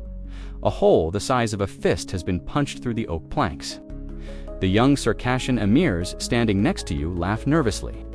They wave their perfumed handkerchiefs to clear the air. It is a weapon for peasants. One of them sneers, adjusting his jeweled turban. No true warrior would hide behind a cloud of fart gas to kill his enemy. It lacks adab, refinement, manners, the code. This is the heart of the gunpowder denial. There is a mainstream historical fact here that is tragic in its irony. The Mamluks were not ignorant of gunpowder. They had siege cannons, huge, immobile bombards that they used to batter down crusader castles. They knew the chemistry, but they refused to adopt the handheld arquebus for their cavalry. To a Mamluk, whose entire social worth was based on his physical prowess, his horsemanship, and his ability to look his enemy in the eye while stabbing him. The gun was a moral abomination. It was a cheat code. It allowed a malnourished peasant with 2 weeks of training to kill a master of Furusiyya who had trained for 20 years. If you accepted the gun, you accepted that your entire life's work was meaningless. So, the Mamluk state makes a fatal decision. They categorize firearms as low status, they create units of arquebus, but they fill them with the dregs of society's Sudanese slaves, Maghribi mercenaries, and the poor local Egyptians. No self-respecting Mamluk would be caught dead holding a gun. It would be like a modern fighter pilot being asked to drive a garbage truck. You walk over to one of the gunners. He is a young black man, coughing from the smoke. His hands are black with soot. He looks at you with fear, expecting a beating. "Let me see it," you command. He hands you the arquebus. It is heavy, unbalanced, and ugly. It lacks the soul of a composite bow. It feels dead in your hands. "How long to reload?" you ask. "A minute, Sidi, maybe 2 if the powder is dry." You hand it back. 2 minutes. In 2 minutes, a Mamluk archer could loose 30 arrows. He could charge, retreat, and charge again. This weapon is slow. It is stupid. It will never work, you mutter, trying to convince yourself. A horseman would cut you down before you could light the match. But deep down, you remember the hole in the wooden wall. You remember that armor doesn't stop that ball. You remember that the best chainmail from Damascus, which can turn a sword blade, might as well be paper against this lead slug. Here's a quirky fringe tidbit. The Mamluk elite were so opposed to firearms that they sometimes issued fatwas, religious rulings, or social decrees claiming that using a gun was un-Islamic because it burned the body, which was a punishment reserved for Allah alone. It was a desperate theological attempt to ban a technology they didn't want to deal with. Meanwhile, the Ottomans to the north were happily ignoring this theology and building the finest musket corps in the world. The news from the north gets worse every month. The Ottoman Turksur, distant cousins, are not playing by the rules of Furusiyya. They are building an army of disciplined infantry. They are casting cannons that are light enough to be pulled by horses' field artillery. Your spies tell you stories that sound like nightmares. They say the Ottomans don't charge. They wait. They build a wall of fire, and they let the enemy break themselves against it. You sit in the majlis of the Sultan, perhaps Kansu al-Ghari, the last of the great tragic figures. He is an old man, cultured, a poet, but he is in denial too. He spends money on building beautiful mosques and buying expensive horses, while his foundry managers beg for funds to buy saltpeter. The lance has ruled the world for 1,000 years, the Sultan proclaims, waving a hand. The Ottomans are mechanics, not warriors. God favors the brave. You want to stand up and scream. You want to shake him. You want to tell him that God favors the side with the biggest guns. But you stay silent. You are part of the system too. You love the lance. You love the horse. You don't want to live in a world where a mechanic can kill a king. So you indulge in the delusion. You double down on the training. You make your Mamluks practice the lance charge until they are perfect. You organize massive polo tournaments to boost morale. You pretend that if you just ride hard enough, the future will go away. One afternoon, a Venetian ambassador visits your palace. He is a slippery man, dressed in velvet. He sells you mirrors and glass, but he also sells information. The Sultan of the Ottomans, Selim, the Venetian whispers over a cup of wine, is marching. He calls himself the Grim. He brings 300 cannons. 300 you scoff. He will get stuck in the mud. Perhaps, the Venetian says, his eyes dark, but he is bringing the end of an era, Amir, in Europe. The knights are dying. The castle walls are falling. The age of the hero is over. The age of the machine is here. You kick him out. You don't want to hear it. But that night, you dream. You dream of the steppe. You dream of the silence before the raid. But in the dream, it's not Mongol riders coming over the hill. It's a line of men in gray coats holding iron tubes. They don't scream, they don't charge, they just point. And then there's a flash of light, and you wake up sweating, your heart hammering against your ribs. You go to your armory, you look at your armor, the gilded steel, the intricate chainmail, the helmet with the verses of the Quran etched in gold. It is a masterpiece of art. It is the culmination of 300 years of military evolution. You touch the cold metal, you realize it is a costume. Historians still argue whether the Mamluk failure was purely technological or systemic. Was it that they couldn't afford guns? The spice trade revenues were crashing due to the Portuguese going around Africa. Or was it purely cultural stubbornness? Most agree it was the latter.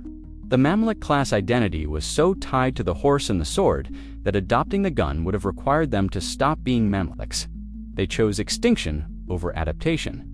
You walk out to the balcony, the sun is rising over Cairo. The minarets are glowing pink and gold. It is the most beautiful city in the world. It is the center of the universe. We are the lions of Islam, you whisper to the empty air. We stopped the Mongols. We expelled the Crusaders. We will stop the Ottomans. But as the call to prayer echoes across the city, you hear a distant sound from the citadel. It is the testing of another cannon, a dull, flat thud that shakes the birds from the trees. It sounds like a gavel coming down. You grasp the railing. Your knuckles are white. You are an old man, but you know you will have to ride one last time. You know that you are marching toward a fire that you cannot fight with a sword. But you are a Mamluk. You do not hide. You do not retire. You will ride into the fire, and you will show these mechanics how a lion dies. The end does not come with a whimper. It comes with a roar that shakes the very foundations of the earth. It is August 1516 at Marj Tibaq, north of Aleppo. Or perhaps it is January 1517 at Radania, right at the gates of Cairo. The specific date blurs because the result is the same. You are sitting on your horse, surrounded by the last great gathering of the Mamluk host. The air is thick with dust and the smell of fear, not yours, never yours, but the fear of the animals who sense what is coming. Across the plain, the Ottoman army is waiting. They don't look like warriors to you. They look like a factory turned inside out. Thousands of janissaries stand in rigid lines, their muskets resting on supports. Behind them, the dark mouths of the cannons yawn at you. They are chained together to prevent cavalry from breaking through. It is a wall of iron and fire. You look at the Sultan Kansu Algari, or perhaps the brave doomed Chuman Bey. He is dressed in the finery of a bygone age, a relic of the medieval world staring down the barrel of the modern one. He raises his mace, the drums beat, the call goes up. Charge! You kick your horse, the animal surges forward, for a few beautiful, terrifying seconds. It feels like the old days. The ground trembles under the hooves of 10,000 heavy cavalry. You are a thunderbolt. You are the wrath of God. You lower your lance, aiming for the chest of a janissary. You are closing the distance. 300 yards. 200 Furusiyya tells you that courage conquers all. Furusiyya tells you that if you ride hard enough, if your heart is pure, the enemy will break. But physics does not care about your heart. The Ottoman line erupts. It isn't a battle, it is an execution. A storm of lead tears through the air. You see the rider to your riderman you have known for 30 years, a man you played polo with, simply disintegrate. His horse's head explodes. He is thrown backward, a rag doll of silken blood. You don't hear the screams because the roar of the cannons drowns out everything. The smoke is blinding. You are galloping into a gray fog. Your horse screams and pitches forward, hit by a musket ball. You hit the ground hard, the wind knocked out of you. You roll, scrambling to your feet, drawing your sword. But there is no one to fight. The enemy is still 100 yards away, reloading. You are standing in a field of corpses. The charge has been erased. The flower of Mamluk chivalry, the men who trained for decades to perfect the art of war, have been mowed down by peasant conscripts who learned to shoot last week. There is a mainstream historical fact here. The Ottoman victory over the Mamluks was absolute at the Battle of Rydania, but the Ottomans simply outflanked him. They had better guns, more guns, and better logistics. The Mamluk reliance on the shock charge was suicidal against a Dujan enemy with firearms. It was the end of the medieval cavalry era, played out in real-time slaughter. You stagger through the smoke. You see young Mamluks boys you trained, lying dead with holes in their chests. Their expensive armor, their beautiful blazoned suits. You realize with a crushing clarity that the world has moved on.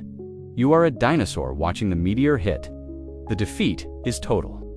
The Ottomans march into Cairo. The city that was the jewel of the Islamic world becomes a provincial capital of the Turkish Empire.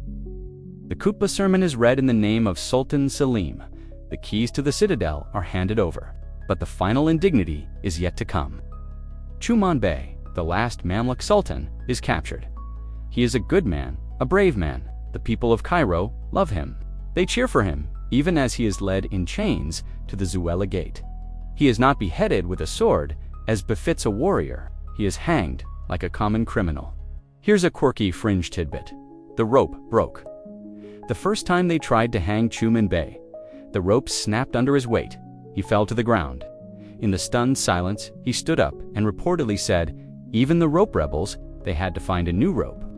He recited the Fatiha 3 times to the crowd, who wept openly before they finally finished the job. His body was left hanging there for days, a grim billboard announcing that the Mamluk Sultanate was dead. You, the survivor, the old emir, watch from the shadows. You have stripped off your armor. You are wearing the rough wool of a Sufi beggar. You cannot go back to the palace. It has been looted. Your Iktalans have been seized. Your name is on a list. Historians still argue about the end. Did the Mamluks really disappear?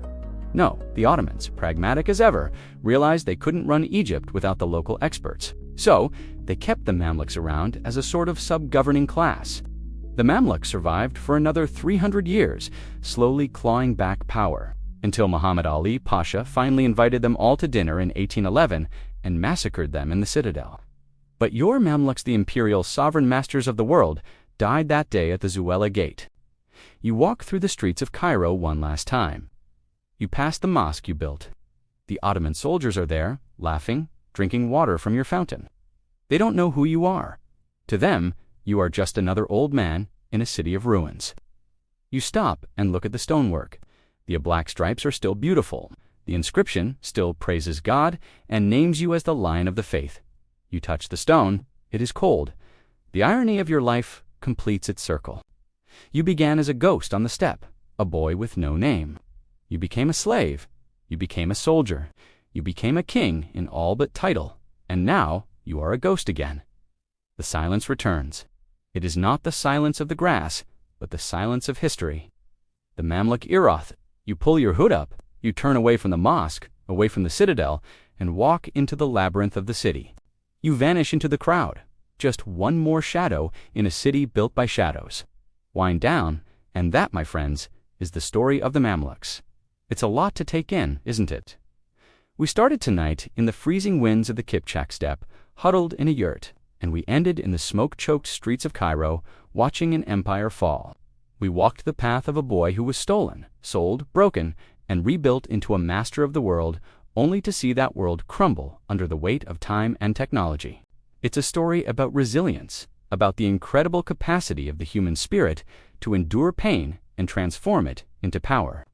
But it's also a story about the tragedy of holding on too tight. The Mamluks built a fortress of tradition, a perfect machine of Furusiyya. But they forgot that the world outside the fortress never stops changing. They were the masters of the sword in a world that had moved on to the gun. As you lie there, let the noise of the battle fade away. Let the roar of the cannons and the clash of steel soften into a distant memory. Imagine the dust settling over the desert.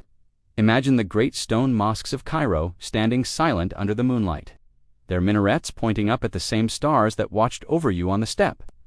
The history books are closed now. The dates and the names are drifting away like smoke. All that remains is the feeling of the journey, the heat of the sun, the cool of the water, the strength of the horse beneath you. You are safe now. There are no slave raiders coming over the horizon. There are no eunuchs with canes. There is only the quiet of your own room, the soft hum of the fan, and the stillness of the night. Take a deep breath. Let it out slowly. You have ridden a long way tonight. It is time to dismount. It is time to rest. Good night, everyone. Sweet dreams.